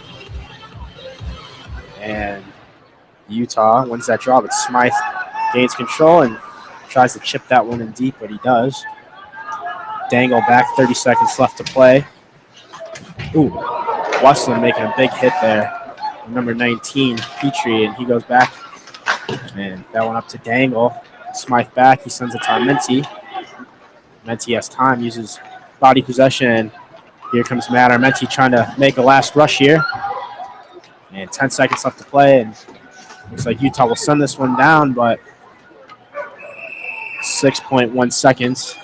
We'll see if Coach Byrne will pull Austin Wilson maybe for a sixth guy on this last 6 seconds. I don't think he's going to, especially with this 3-1 lead that Utah has.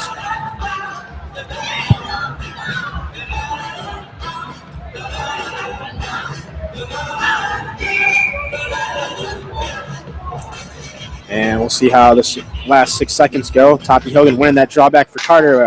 Carter just loses it, tries to get it on net. And it looks like that will conclude the second period. University of Utah, 3. University of Arizona, 1. Shots on goal in the second period. Utah with 13 shots on goal. Arizona with 14 shots on goal. And the shots in that period were University of Utah with 13 and University of Arizona with 14.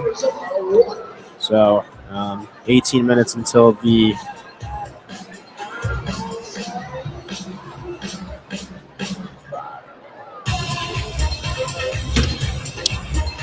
and both teams skating to their respective locker rooms. 18 minutes until the next period.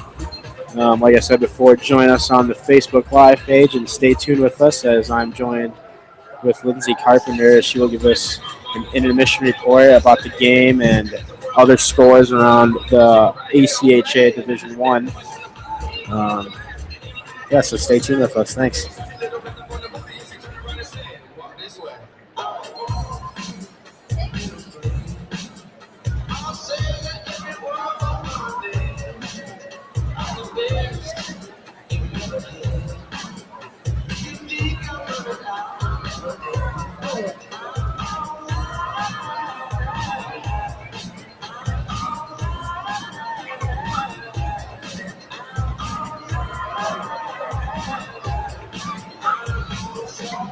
All right, it looks like on the east side, we got Mama's Hawaiian Barbecue. On the west side, we've got Pizza Hut. Okay, folks, ready to launch those Chugga Bucks. 3, 2, 1, chuck your bucks.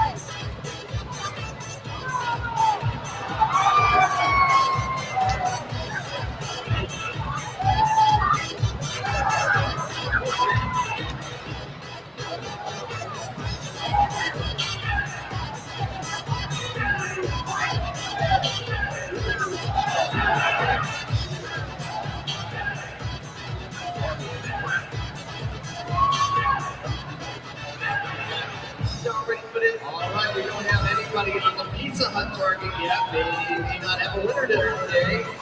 And we have 2 on the Mamas. Come on, guys. Chuck your bucks now. We got our staff coming out to pick up the winners.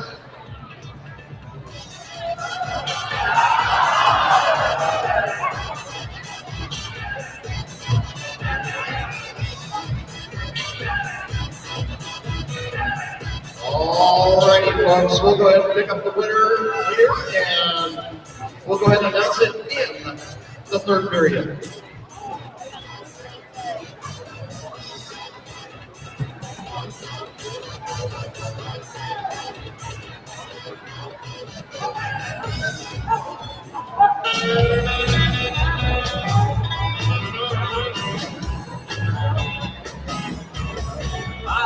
lick everybody when they come to my door.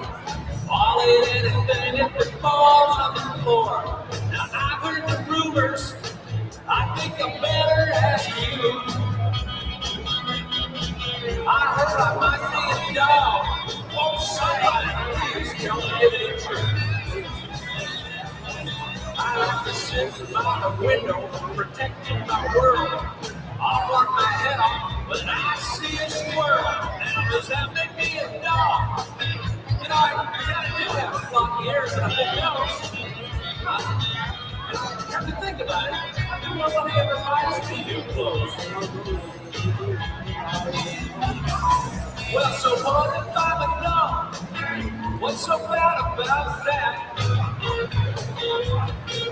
This is Lindsay Carpenter with University of Arizona Wildcat Hockey. I'm joined by Sean Osment, a player on the Wildcats who's injured right now and hopefully to be back. When are you looking to be back, Sean? Looking to be back here. Not this coming weekend, run a bye. I'll be skating on Monday at practice in full gear for the first time in a couple months. And then looking to be back in Colorado. I think it's Thursday. We play Boulder in 2 weeks, so I'm looking to be coming back in. How'd skating feel?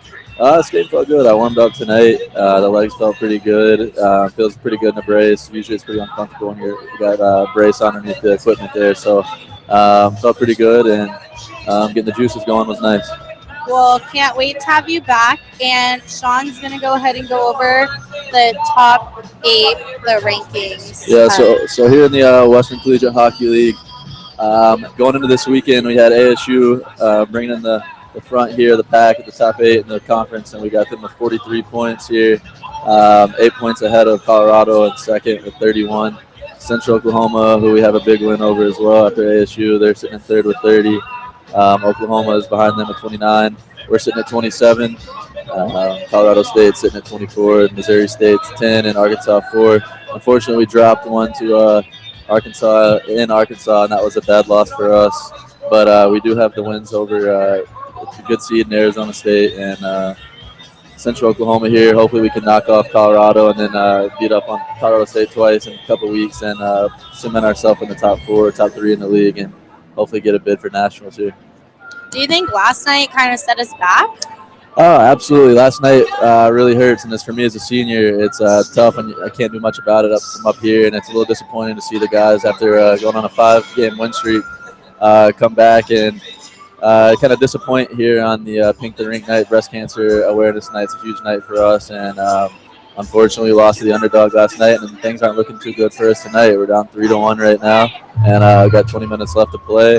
But absolutely, last night probably set us back a little bit. Everybody's probably gripping their sticks a little bit tighter tonight. And, just everything becomes more critical when you do it now with 20 minutes left in the game. So, we can definitely bounce back. But if we don't win tonight, this puts us in a tough spot to try to get a bid for nationals here. So that's what we're all hoping for.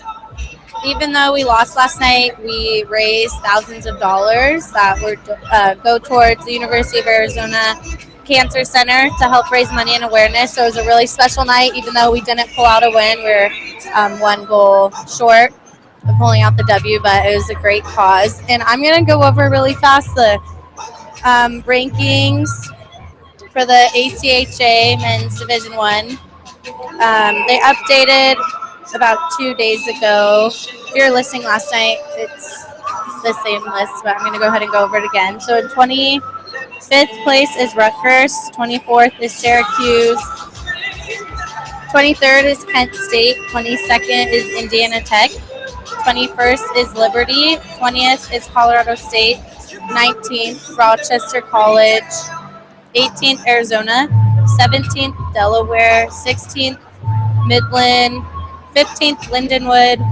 14th Stony Brook, 13th Oklahoma, 12th Colorado, 11th Illinois, 10th Michigan Dearborn, 9th Jamestown, 8th Iowa State, 7th Arizona State, 6th Central Oklahoma, 5th Robert Morris, Illinois, 4th Davenport, 3rd Adrian, 2nd Ohio, 1st Minot State. And Minot State has done a good job of keeping their top spot So I think their coach is doing a good job, or they're on a winning streak of. And they don't have a lot of wiggle room, but they've done a solid job of this 2017 starting off the year at the top spot and not coming down at all.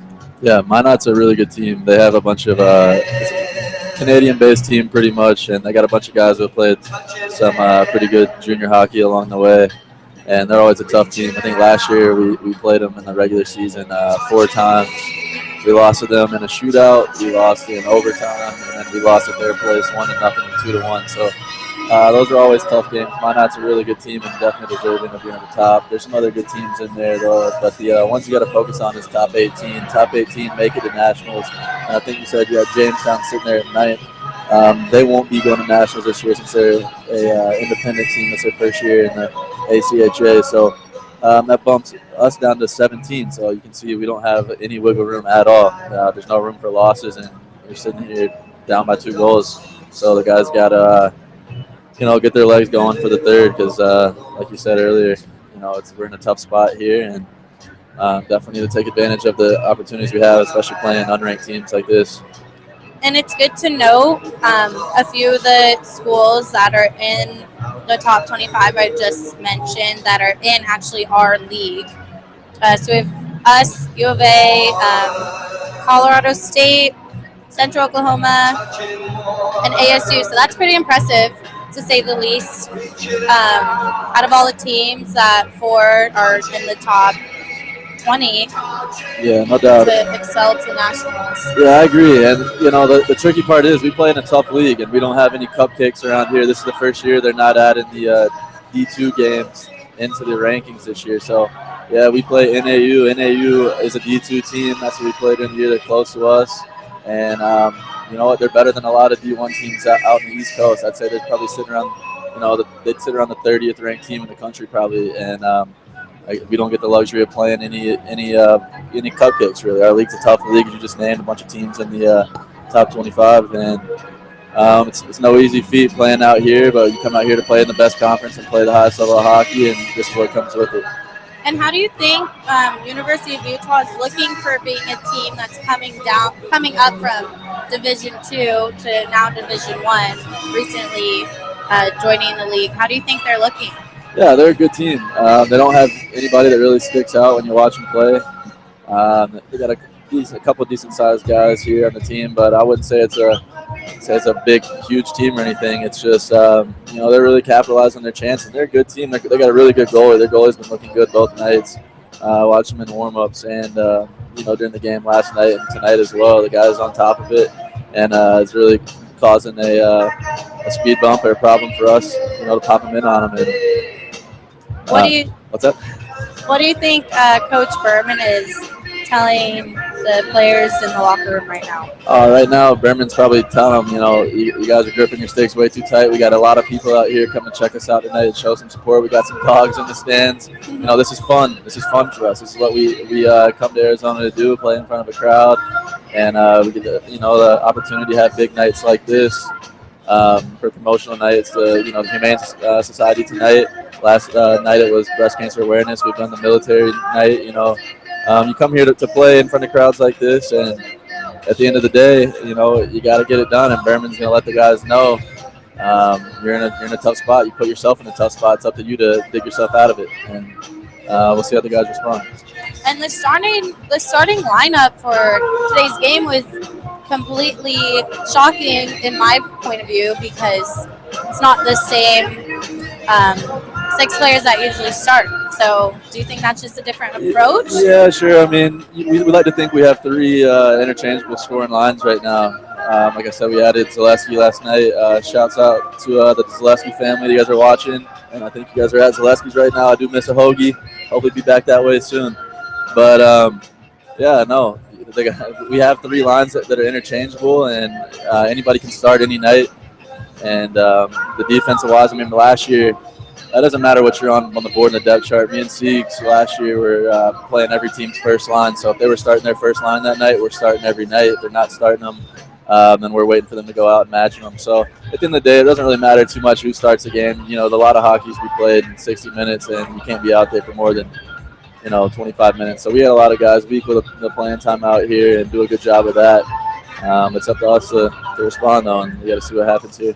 The newcomers on the team seem to be getting a lot of ice time. Have they brought a lot of skill and talent to the ice? Yeah, as far as the new guys, Zaleski's brought a lot of talent. Sees the puck well. He's got great hockey IQ. He always has since I've known the guy 6 years now. And then Damien's been a plus for us. We've had our fair share of injuries on the D end of the ice, and I think we had one guy from last year.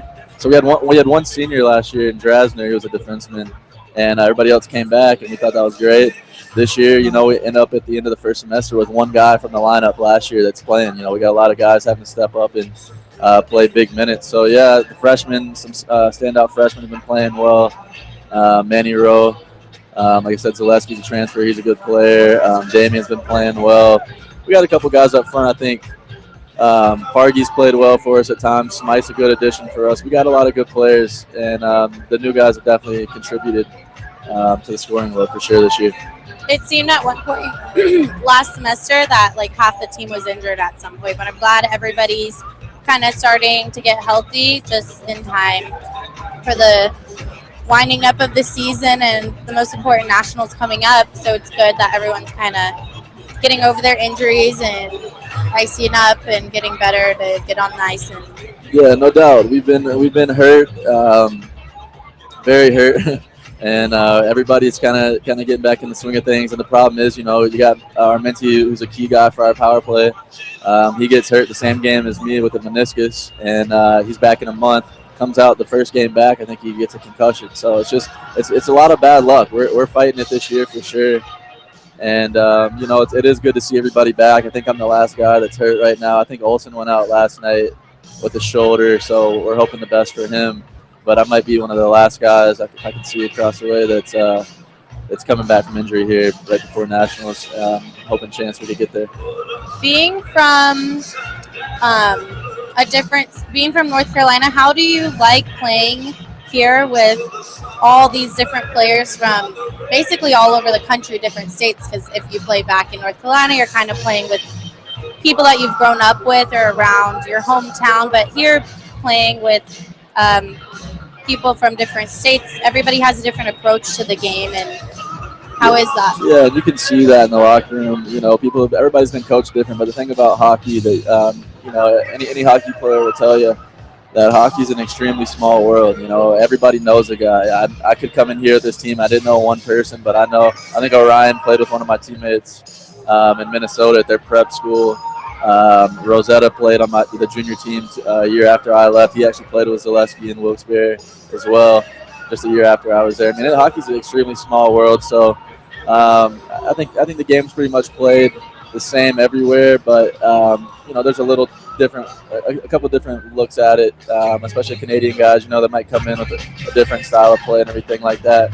But as far as that goes in the locker room, we got a good group of guys. Everybody meshes well on the ice. We like to think everybody meshes well, even though you're not showing it tonight. But other than that, playing with guys from everywhere is a good thing, and definitely matures you real fast. Coming from seeing guys from all different walks of life, and most of us have been doing this since we were 14. We've been out of our hometown since we were 14, so it's not a bad dynamic to be around, and we appreciate everybody's everybody's family. So. And real quick, what do you think the team needs to do to kind of get back into this game? We got to start getting pucks to the net. There's a few times we're making the extra pass, and just no need for it. Got to start putting pucks on net, and we got to figure out another way to get behind this goalie. As you can see, we've only got one tonight, and we need to find holes in the net, holes in the goalie here, pop a few in here. All right, well, we're right about a minute and a half away from the start of the third period. So thank you for joining us for our intermission report, and we're going to go ahead and bring it back to Tim and Sean in the booth, and we'll go ahead and start the third period. Thank you.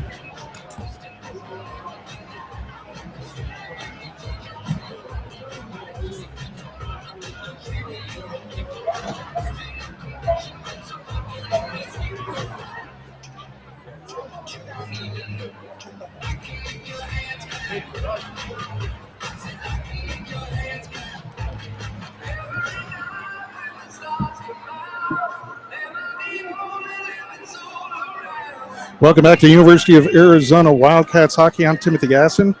I'll be joined shortly in our broadcast booth by Sean Grunhagen as we get ready for the third period of play between number 18 Arizona and the Utah Utes. And the University of Arizona will not be 18 much longer unless they have a whale of a third period as the Cats take the ice. Utah already on their bench ready to play this third period. Arizona has to have their best period of the season to come back in this game. Otherwise, they're going to fall out of that 18 spot. They need to be in that top 18 to make it to the national tournament. There are more games to play, 3 on the road in Colorado, and then 2 at home here against highly ranked ASU. All 5 of those games are against teams ranked ahead of Arizona. So there is a possibility they could climb back into national tournament contention, but things will be very bleak if Arizona doesn't come back in this third period down by 2 goals.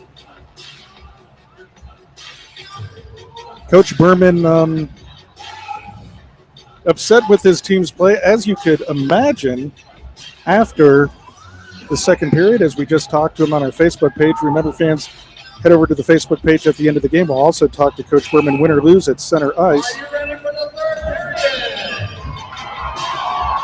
Not happy with his team's performance, and we'll see how the guys come together in this third period of play, down by 2 goals. And with the call of the action, here's Sean Grunhagen. And Utah has possession. And number 25, Alex King with the shot. Austin Wilson gloves that one down.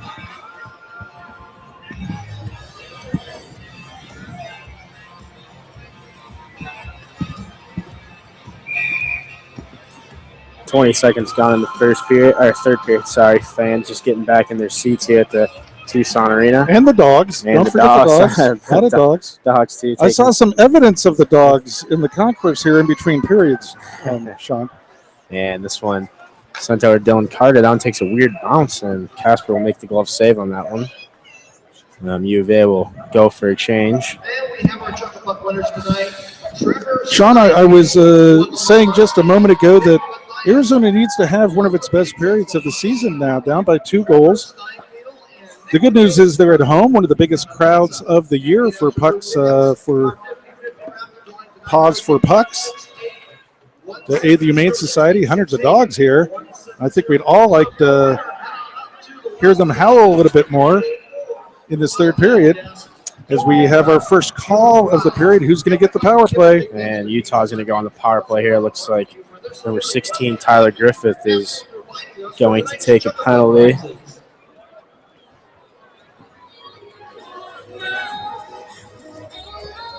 Not a good omen for the U of A to start out this period taking an interference penalty. I mean, I think, Sean, I can see the steam coming from Coach Berman's ears from here, from across the stadium. Yeah, you can tell he's probably not too happy now, especially being down 3-1 and going to the penalty kill this early. So an important kill here for the Cats. Just a minute into the third period, the Cats down by 2 to unranked Utah. Now, Utah was ranked in the top 25 in the first semester. They've fallen out. But if they pull this off, Sean, I have to believe that they're going to enter back into the top end of the rankings again. Yeah, Tim, I'd have to think so after beating a ranked team such as Arizona. And we return here, and Utah moving it, and that one is tipped in the net. And no goal, high stick. That one is going to be a high stick. U of A getting away with one there. Wow, really dodging a bullet there. Yeah. The referee very definitive with his no goal call immediately. Puck was hit with a high stick, deflected in. This is one of those cases where Austin Wilson also immediately was protesting to the referee. The referee had already made that call. He saw it exactly the same way. Being explained. And a minute and 30 left here on the. Yeah, it didn't come in. And yes, we have no goal there. Yeah. our video technician had already added the Utah goal. Yeah. Not yet. But you know, the Cats aren't out of the woods here, as you said, with a minute 10 still left to go on the power play. And Manny Rowe back to play this along with Dangle. And Barnes sends that over to Fornelis. And Meyer sends that up to Barnes. Barnes will shoot that one down just a little wide. And Lieberknight sends this one down low. And that one out front. And that one, good quick little shot. And Utah still has possession. This one back up to Barnes. Barnes will send this one to Meyer. And Meyer sends that to Fornelis. Back to Meyer. Meyer sends this up top for Barnes. And they'll tee one up.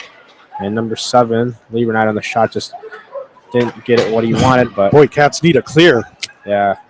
And 25 seconds left on this power play. That one on net. Just a little wide. Wilson tips that one.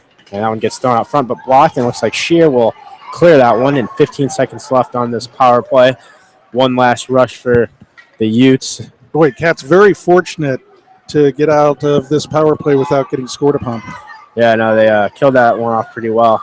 And 3 seconds, and it looks like game will return to 5-on-5 action. And Toppy Hogan gives it up to Griffith, but just a little bit too far out front. Lieberknight sends that one down for an icing. 17:06 left in the third. Utah up 3-1 on Arizona.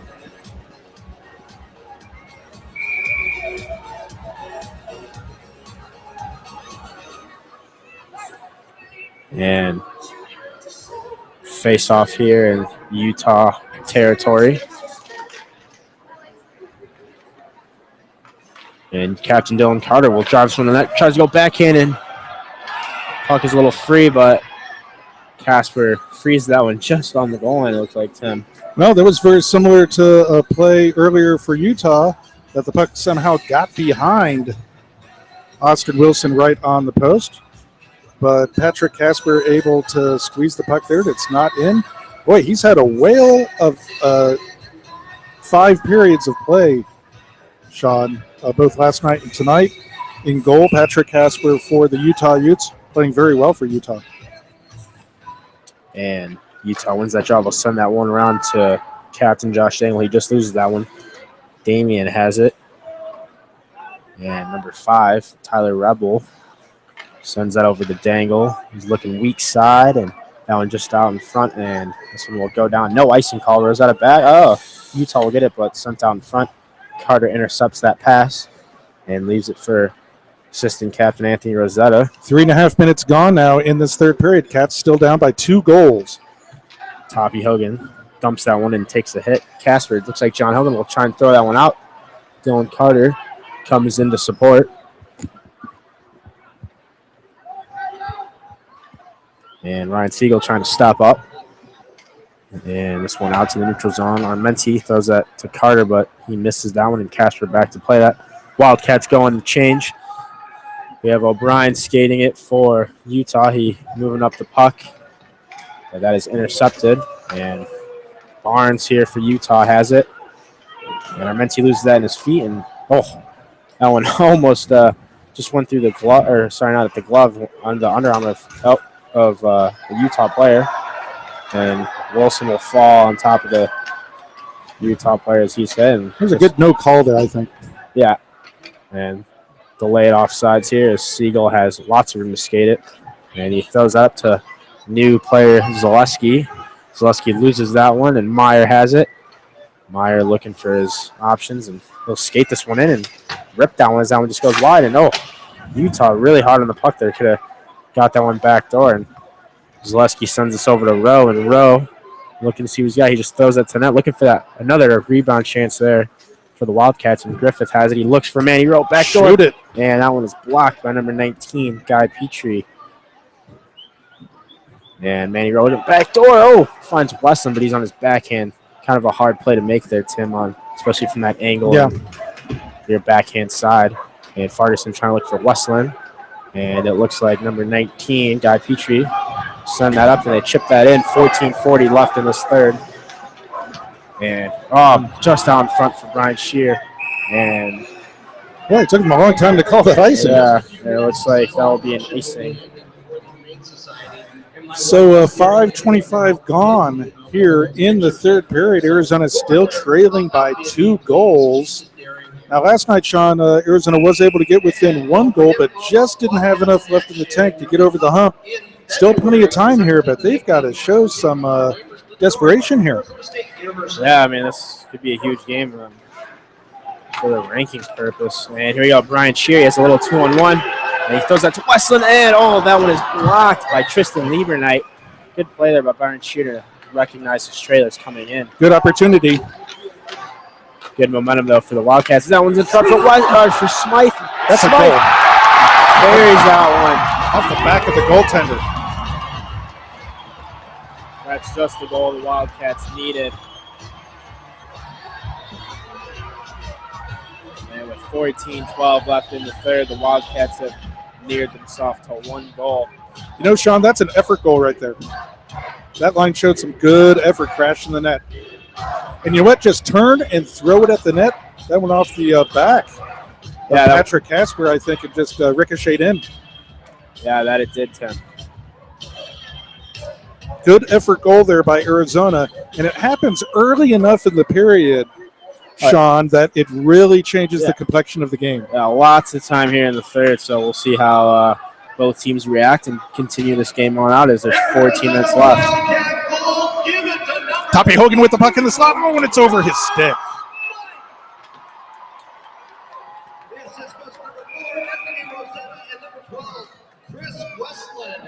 That's Smythe from Rosetta and Westland. Time of your Wildcat goal, 5 minutes, 48 seconds in the third period. He shoots, he scores. Robert Smythe with the second goal for Arizona. Can they gain the momentum they need here now, Sean, to tie this game up? One thing's for certain, they have to stay out of the box. Yeah, it's the last goal that we saw from Utah. Good power play goal they had. And Dylan Carter has room to skate on. He just loses an edge out in front, but the puck's there for Matt Armenti. He rips that one. That one just goes wider than that. It looks like Meyer will have a 2-on-2 here. Meyer will walk in and makes a nice move. And Wilson comes out to play that, and almost a goal there for big save. But you know, Sean, that's the problem with taking a big windup and a big shot like that at an angle. If you miss the net, it can come up the other side boards out to center ice. The other team can break up ice. That's exactly what Utah did, and it came extremely close to another goal for Utah. You got to hit the net with your shot. And here comes Zaleski, has it. Tries to get that one up to Ferguson. Petrie sends that over to his partner, West. And here we go. Ty Griffith has some speed. He sends out to Ferguson. Just weird angle for him to catch that on his backhand. 12.5 minutes left to play in this third period. Highly skilled line out for Arizona now. Yeah. Ferguson and Zaleski, very dangerous. And this one will be sent in by West, and Manny Rowe back to play this. And this one pushed up the ice. Ferguson sends that over to Damien, and Damien is wheeling around. He has some time and space. Looking out front, and that one just gets lost, but Zaleski bats that one down. Takes a big hit in the corner. Good pressure here. Oh, no. And that's going to be a penalty on the Wildcats, as number 9, Tyler Pindle, will dump this one in, and Rosetta back to get it. And that penalty by Ferguson will lead the Wildcats to go on the penalty kill. University of Utah Utes to the power play. I think this is going to be their 4th power play of the game, Tim. So we're going to see if they can capitalize and if the Wildcats can defend this 2-minute power play. That is exactly the kind of penalty Arizona has to avoid. You just have to let your guy go there. Ferguson with his glove up around the neck of his opponent. You just got to let him go. They're going to call that a penalty. And Lieberknight walking the blue line, sends that to Meyer. Meyer up top to Barnes. Barnes will shoot that. Oh, good save there by Wilson to recognize that and look around the players in front of him. This one sent back to Lieberknight. Lieberknight back door. Oh, Meyer just whiffed on that opportunity. He had a wide open net. Wide open. But they regained control. And that one saw and Top Hogan trying to get that almost a 2-on-1 break, but Utah walking this one out front. And Lieberknight will rip that one. And good diving block by Toppy Hogan. And Meyer has it. Will send this one up to Barnes. Barnes throws this down low. And they lose that one. And Meyer, this one sent around to Barnes. Barnes back to Meyer. He lets that one go around. Rosetta will get it and tries to send it, but Lieberknight's there. A minute left on this power play for Utah. Good block was saved by Wilson. And Barnes will throw that one down low, and they're looking back door. Meyer up top looking for a shot. And that one, rings that one right off the bar. As Barnes looked up in the air knowing that could have put his team up by 2 goals. And Barnes will shoot that one, and Wilson recognizes that one and makes the glove save. 39 seconds left on this power play. Both teams changing lines. Well, the Cats dodge another bullet there. And, Sean, this game is starting to make my tummy hurt. There's a lot of tension in the air with 10:30 to go in the game. Utah still up by a goal with 30 seconds left on the power play, and they really effectively control the puck on the power play in the Arizona zone. And Utah sends this one around for captain Josh Dangle. And Dangle will look up top. And Dangle still has control of it. Sends that to his partner. Dangle trying to go. Power play is almost over. And this one will be mishandled, and Wildcats back to full strength as the Utes dump this one in. Halfway home in the third period, Cats trailing by a goal, 9:45 to go in the game. And Wilkinson tries to chip that out, but Dangle gets it. That one sent over to King. And, no tripping call there. Siegel and number 6, Connor Meany, going to the boards. I think that's a good no call. Neither team got an advantage out of the play, so why call it? Yeah. Just wasn't sure how the ref was going to take it. You never know how he's going to call it. But that was a good no call. Cats still down by a goal. They're at home in front of a big crowd on Pucks for Paws night, raising funds for the Humane Society. So many great dogs in the arena tonight. We want to hear them howl one more time. And looks like Dylan Carter here coming down on a 2-on-2. And he drives this one in deep, circles around. He's going to send this over to Toppy Hogan. And Hogan will look for, and that one. And the Wildcats get back to 3 goals, and this game is tied.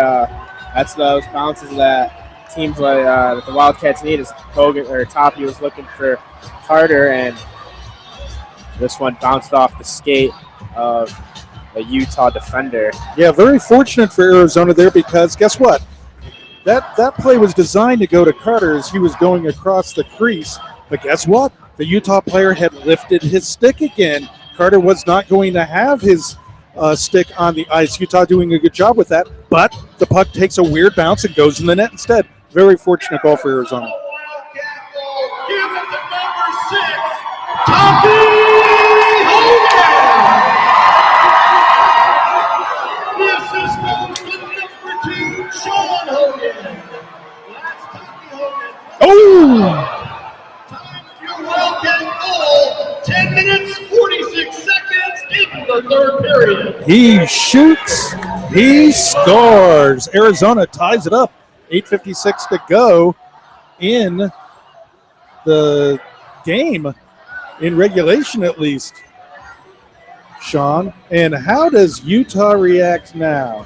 Can Arizona utilize this home crowd, big home crowd here tonight on a Saturday night in Tucson, Arizona, to see the Wildcats play here at the Tucson Arena? They need to get behind the Wildcats and give them a home ice advantage. And we return to play, and this one's sent around for Barnes, and Barnes has it, and he chips this one in. No icing on that one. Damien back to play that. That one tipped, and that one will go into the crowd, and some lucky fan will get that puck from this game. And you know, Sean, with a 3-1 lead, Utah kind of went into a rope-a-dope game. Just don't make mistakes. Try to play a solid game, nothing too flashy. Now they don't have that luxury. Now it's a tie game, under 10 minutes to go in the third period. And this is the kind of game that can go down to mistakes. Who makes the most mistakes or avoids the most mistakes? And Rosetta will chip this one up to the middle. And this one thrown out back to the neutral zone. Damien possession with the puck. And Brian Shear throwing the body around. Makes a good solid hit around the boards. The fans are loving that one. Uh-oh. And this one slides up it. And here comes Robert Smythe, and he just gets that one tipped. And Wilson out to play it. And this one kind of puck's going everywhere now, and Shear will dump that one in. It looks like Smythe will get control of it. Smythe rips that one out. Good pad save there by Casper, and Utah will throw that out. Smythe really didn't have a very good angle there to really do much with that, except get it on the net. There's not going to be a penalty here for delay of game as the puck goes out of play. But it's that kind of mistake now that could tip this game. Does one team or the other take a penalty that has to be called? And 7 minutes and 50 seconds left here. U of A wins that draw. And Meany will send this one in. Austin Wilson back to leave that for Menti. Menti leaves that one, and Austin Wilson gets tripped up. And no call. And no call there. Maybe the ref thought. No call. Yeah, something weird thing, but he didn't call it, so game continues on. Yes, I will stop talking about it, Sean. Thank you. You're right. It's no call. Time to move on. And our Menti has that and rips that one just wide. And Siegel with a little turnover there, and this one Wilkinson tries to hold that in, but he'll just. Now there's a roughing call right there. No call. And then another trip and another call. Now we have a call. We have a hand up, but I'm not sure what's going to be called, as a Utah player has to be taken to the ice by the linesman. And we got a big pileup on the far wall here. Oh, and more guys going at it. Boy, you know, with the 6:58 to go in the game, you hate to have the referee, to have to wonder how the referee is going to see altercations like this and how he's going to call them. Because this literally could go any number of ways. We know for a fact that at least one Utah Ute is going to the box. Very hot under the collar. Well, there's two. Number 8 and number 9, David Barnes and Tyler Pendle, both are going to the box. And it looks like perhaps it's going to be evened up. Well, at least one Wildcat is going in. That's Roy Grandoff. I think Arizona might come out with the power play in this, Sean.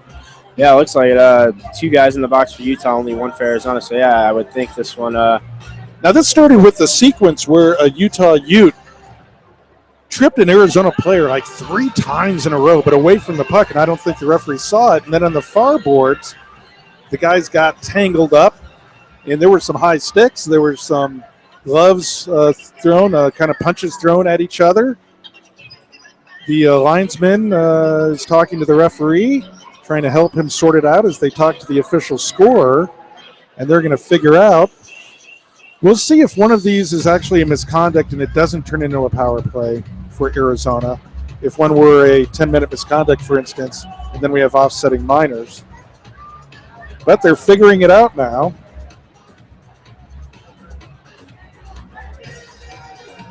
Yeah, you see, when there's so much going on like that, so much after the whistle, Sean, there's no way to guess how a referee might see this and might call it. Yeah. Now we'll wait. Captain Dylan Carter and Josh Dangle are figuring out what the assortment for the penalty calls are going to be. Now, Sean, you've played in games for the University of Arizona that were like this, tight, late in a game. Are you so wrapped up in playing your next shift and thinking about what you need to do that the kind of tension that us as observers have really isn't in your system? Or is it even more intense? You're so wrapped up in the action that you do become more and more tense as the game goes on with just a few minutes to go. Yeah, Tim. Yeah, the game definitely tenses up. The fans are just the whole atmosphere of the arena. You start to play more cautious. I'd say you don't want to be like too cautious just to the point where you're worried about making a mistake. So, like you said, you're just worried about your next shift and where the game is going to continue and what you can do best for your team to put the puck in the net. But how did you react to that? Sorry, what's your question again? How did you react when it got done? That was a masterful job at not answering my question. With a little over 7 minutes to go in a tie game like this, and really a must-win for Arizona. You're on that bench, and you know your shift is coming up. Are you so concentrated on what you need to do that you really don't have the kind of tension, the increased tension that us as observers have, or are you just as wrapped up in it as the fans? You got to try to. It's good to have the fans and all that into the game, but you got to kind of just focus on, like the crowd. Crowd's all into the big hits and all that stuff, but we can't really. You got to be more focused on the game and kind of. It's hard to say, but you got to kind of like cancel out the fans bit. Well, that's great. You haven't answered my question twice now. How did you react in this situation? That's how I would react. Okay, that's how you would react. That's how I take it. No, it's okay. Just explanation. That's okay. You were saying you were cool and collected and wouldn't get wrapped up in all of that. Yeah, basically that. Wow. Do you think, I think to be effective in this kind of situation, you have to have that mentality. You have to somehow keep your head about you and focus for sure. So I knew you were that kind of player. I just wanted to hear you say it. And it looks like this one will be going on to 4-on-4 hockey. Utah penalty on number 9, Tyler Pendon, 2 minutes for roughing. Wildcat penalty on number 11, Roy Randolph, 2 minutes for boarding and 2 minutes for roughing. All penalties at 13 minutes, 3 seconds in the third period.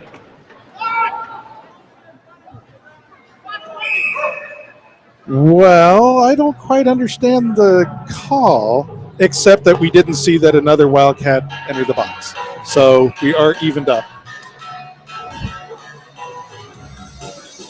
I was so busy trying to elicit your answer, Sean, that I didn't see that they added another cat to the box.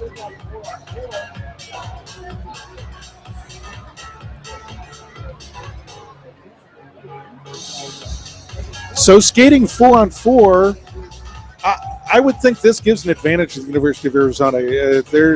Arizona is a little faster and more skilled. You would think the extra ice would benefit them. But that said, when the Cats have been down by a man, Utah has been very effective possessing the puck in the offensive zone. So maybe there is no advantage for either club here. Just 6:38 to go in the game. They've clarified the scoreboard as more dogs howl. Oh.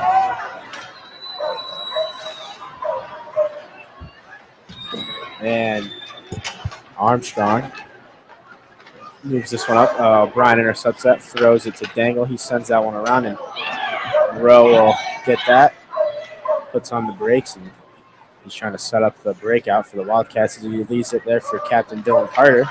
And Carter's got some wheels going up, tucks the puck nicely up the boards, and he's going to drive and wide, makes one nice move. And where's the call?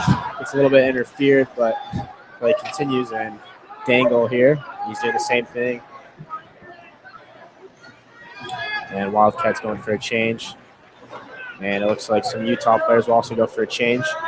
And Petrie will dump this in. 5:45 left in the game, And here we have Jason Zaleski skating. He shoots that one, and that one bounces into the corner. A lot more open ice here for both teams. Yeah, and Ferguson throws that one out, but no one's there to get it. 30 seconds left of 4-on-4 hockey.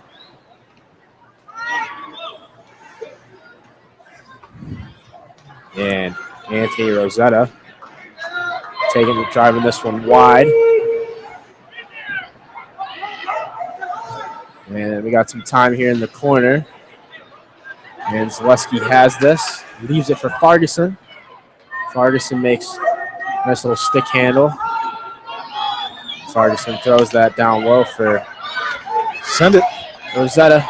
Shot on that, and we return to 5-on-5 hockey. How did that not go in the net? It looked like it went through the net, didn't it? Close, yeah, off the glass, but yep. And we go. Risky pass there, and Damien has that one over to Ferguson.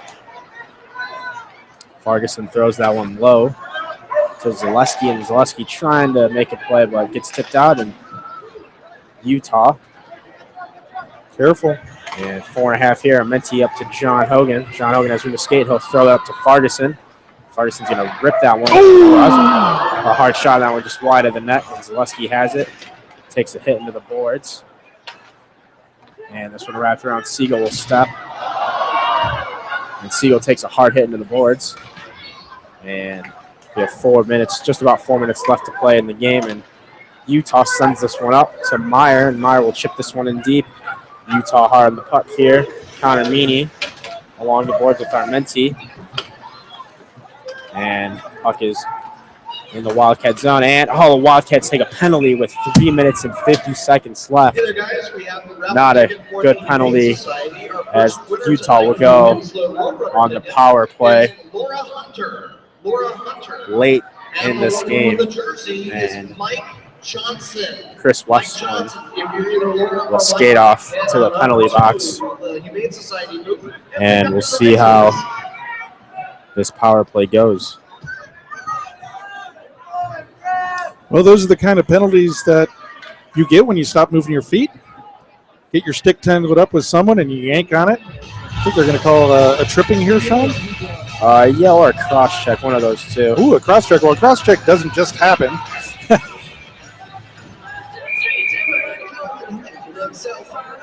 No.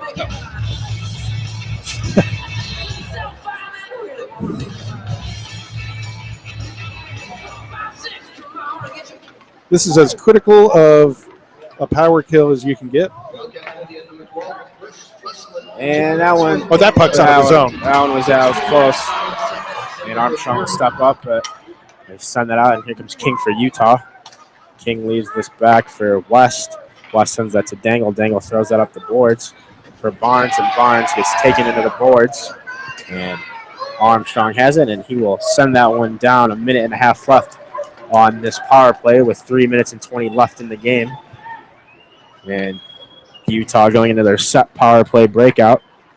And here comes Barnes. Good step there by Griffith, and he gets tangled up. And boy, you could have called holding the stick there. Regains control. West driving it down the boards. Leaves it for Dangle. Dangle leaves that around for Meany. And Dangle will send this one up to West. And halfway through the power play.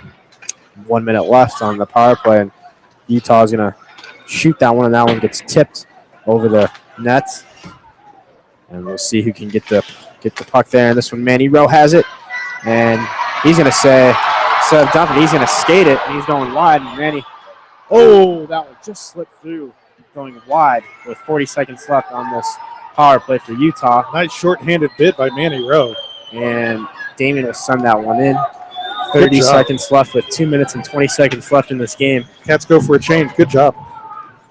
Intense game we have here going on at the TCC on this Saturday night in Tucson. Not that you feel it, Sean. You're cool as ice. Me, I need my Tums. And 10 seconds to go on the penalty. Less than 2 minutes to go in the game. Now we will go to overtime if the tie remains scored at the end of regulation. But there is no shootout in ACHA hockey at the end of 5 minutes. And we do have now Arizona's going to get a power play with 1:45 to go in the game. The penalty is up to Utah, and now with the 1:45 to go in the game, the Cats will play the rest of regulation with a power play. Number 8, David Barnes, goes to the box.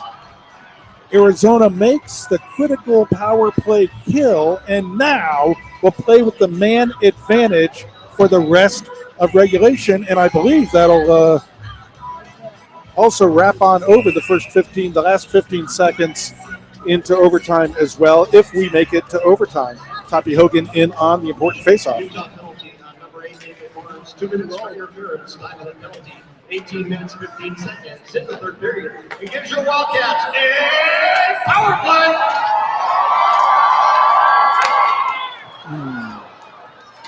Minute and a half left in regulation. And we have Dylan Carter with the puck up top. He's looking. He sends that over to Toppy Hogan. And Hogan's going to send this one down low for John Hogan. And Toppy Hogan making moves in the net. Oh! Puck out in front. And this one chipped out. It's going to be a 2-on-1 here on the power penalty kill. And it looks like Utah's coming in on a breakaway. Great save by Wilson. But, 1 minute left to play.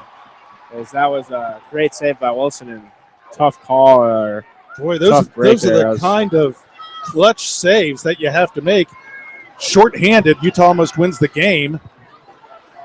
But we still have 45 seconds to go in regulation. Arizona with a man advantage. As the big U of A chant comes up. And Ferguson will send this up to Rosetta. 30 seconds left. And here goes Toppy Hogan. He's had a long shift. And Rosetta sends this over to Damian. Damian looking for Hogan. Hogan pass is tipped. 20 seconds left to go. It looks like Utah will get that and send it down with a hit on ref. And 15 seconds left to play. Wilson leaves it for Rosetta. And Rosetta, one last rush up the ice. 10 seconds left. Ferguson sends that to Zaleski, but this one will be sent down the ice. And I think, Tim, this game is going to be going to overtime as that ends regulation. And I think this is going to be the first shootout, Tim, here at the TCC this year. Oh, no, sorry, no, it's going to overtime. Yes, sorry, overtime. We have a 5-minute overtime period, and there is no shootout. There's no shootout, you sure?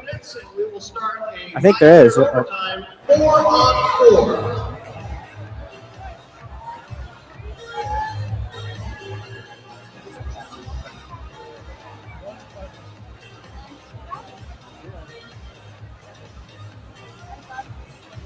Arizona already has a tie in the season, Sean. So there are ties. I think in the rankings wise and standings it goes in as a tie, I think. Oh, I see what I see what you're saying. I think that's how it goes. And then I do think there's shootouts that time. I remember there were shootouts last year, and there's been shootouts between teams in this year. Okay. I was getting the.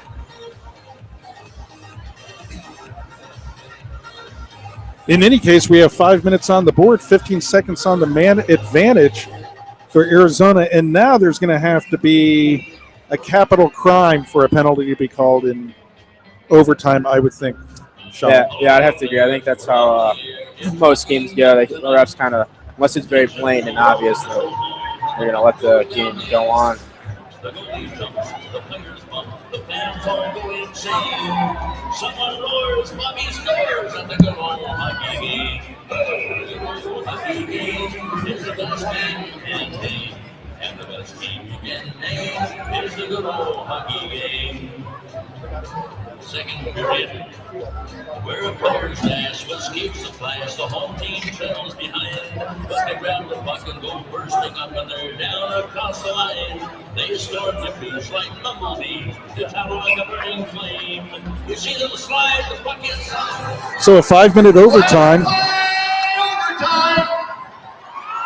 And Matthew Armenti will shoot that one on net, and that one's gloved down by Casper. Well, that'll mean that they'll be with a man advantage, offensive zone face-off. That's enough time to win a face-off and get a shot off.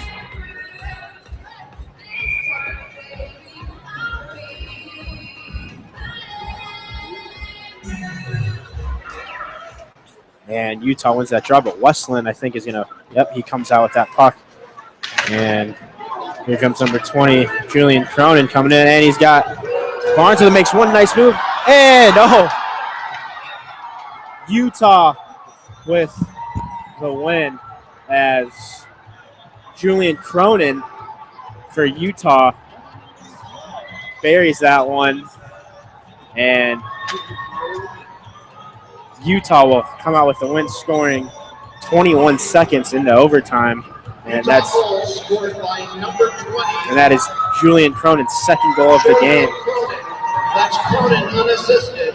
Time of the overtime goal for the Utes. 21 seconds in overtime. For the overtime, Utah with 1 shot on goal, Arizona with 1 shot on goal. The final score here at the Tucson Convention Center Arena, it is Utah 4, Arizona 3 in overtime.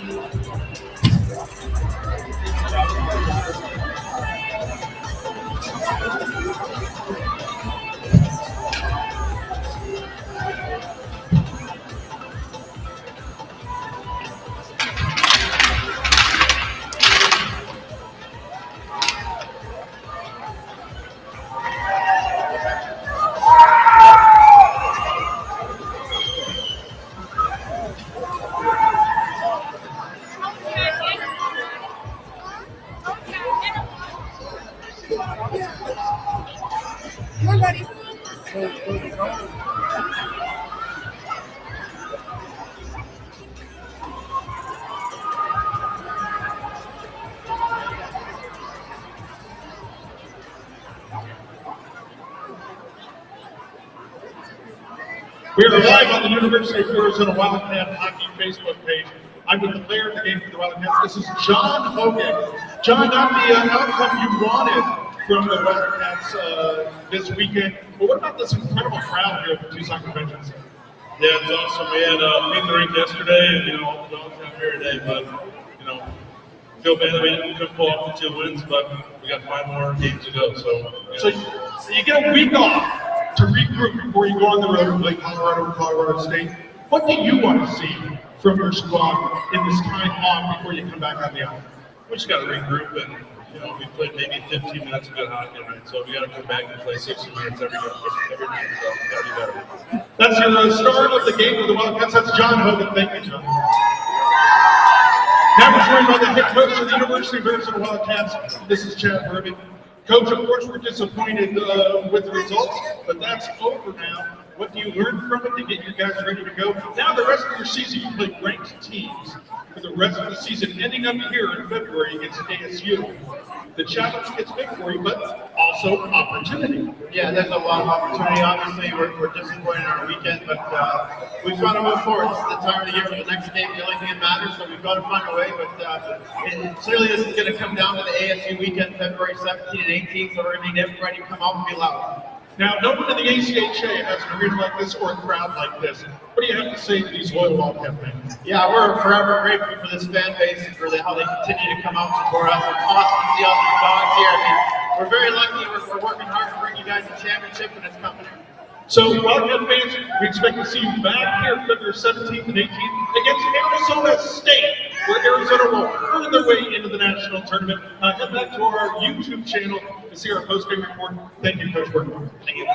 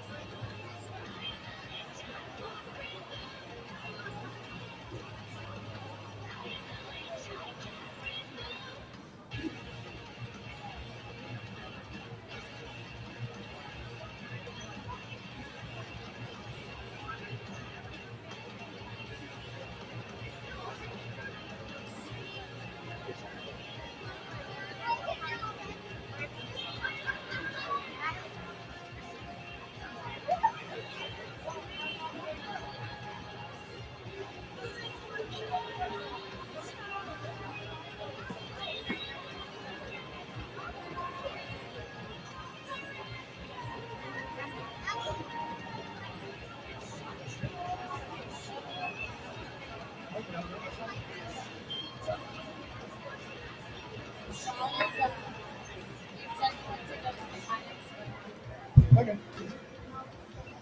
Excuse me. Let's go. You want to do it?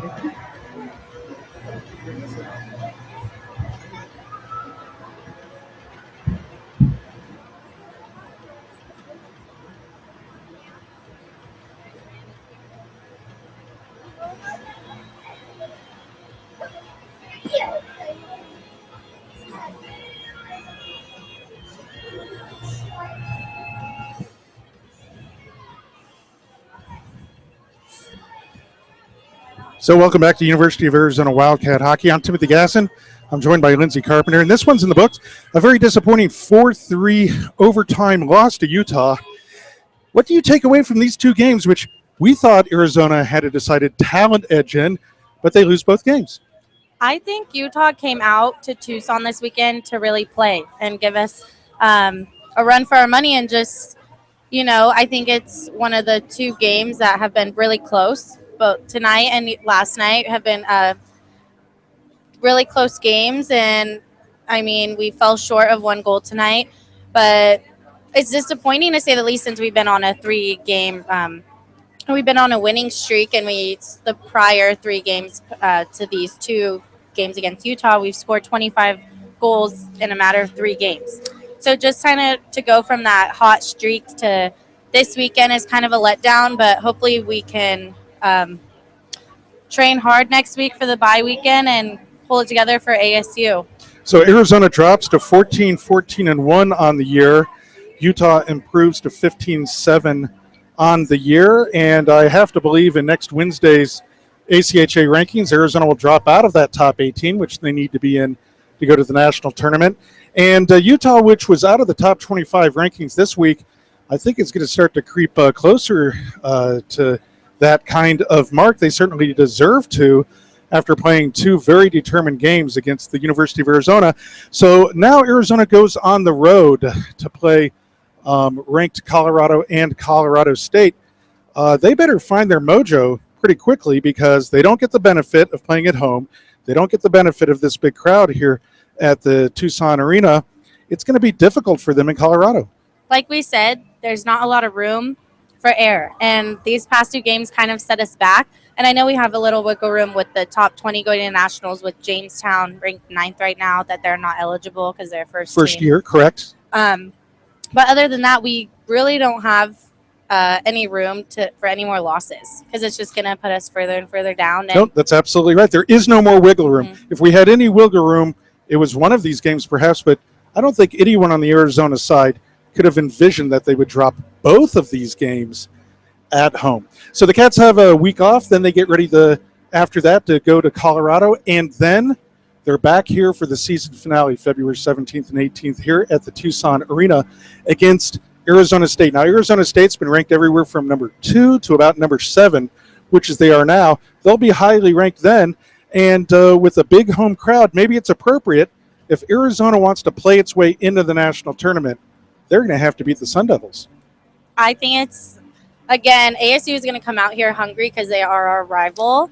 And we've been kind of going back and forth with them with wins and losses this season. So it's definitely going to be interesting to see that game just so close to nationals, and the rankings being so high stake right now. So we'll definitely see. But this weekend was kind of a disappointment, just how hot we were doing. But hopefully we can come back from that and just train hard on our bye week, like I said, and just get back at it and start getting wins. Well, as any coach will tell you, you may have the same players each game, but you really have a different team each game you play. And we saw that last weekend, and here they looked like completely different teams. 3 victories last weekend, 2 losses this weekend at home. Very uncharacteristic for the Arizona Wildcats. So that'll do it for tonight's game. Arizona drops the Saturday night game 4-3 to Utah. And we will see you back here February 17th and 18th at the Tucson Arena for the Arizona State University Sun Devils. I'm Timothy Gasson for Lindsey Carpenter and Sean Grudenhagen and Ross Olson. We'll see you next time here on University of Arizona Wildcats Hockey.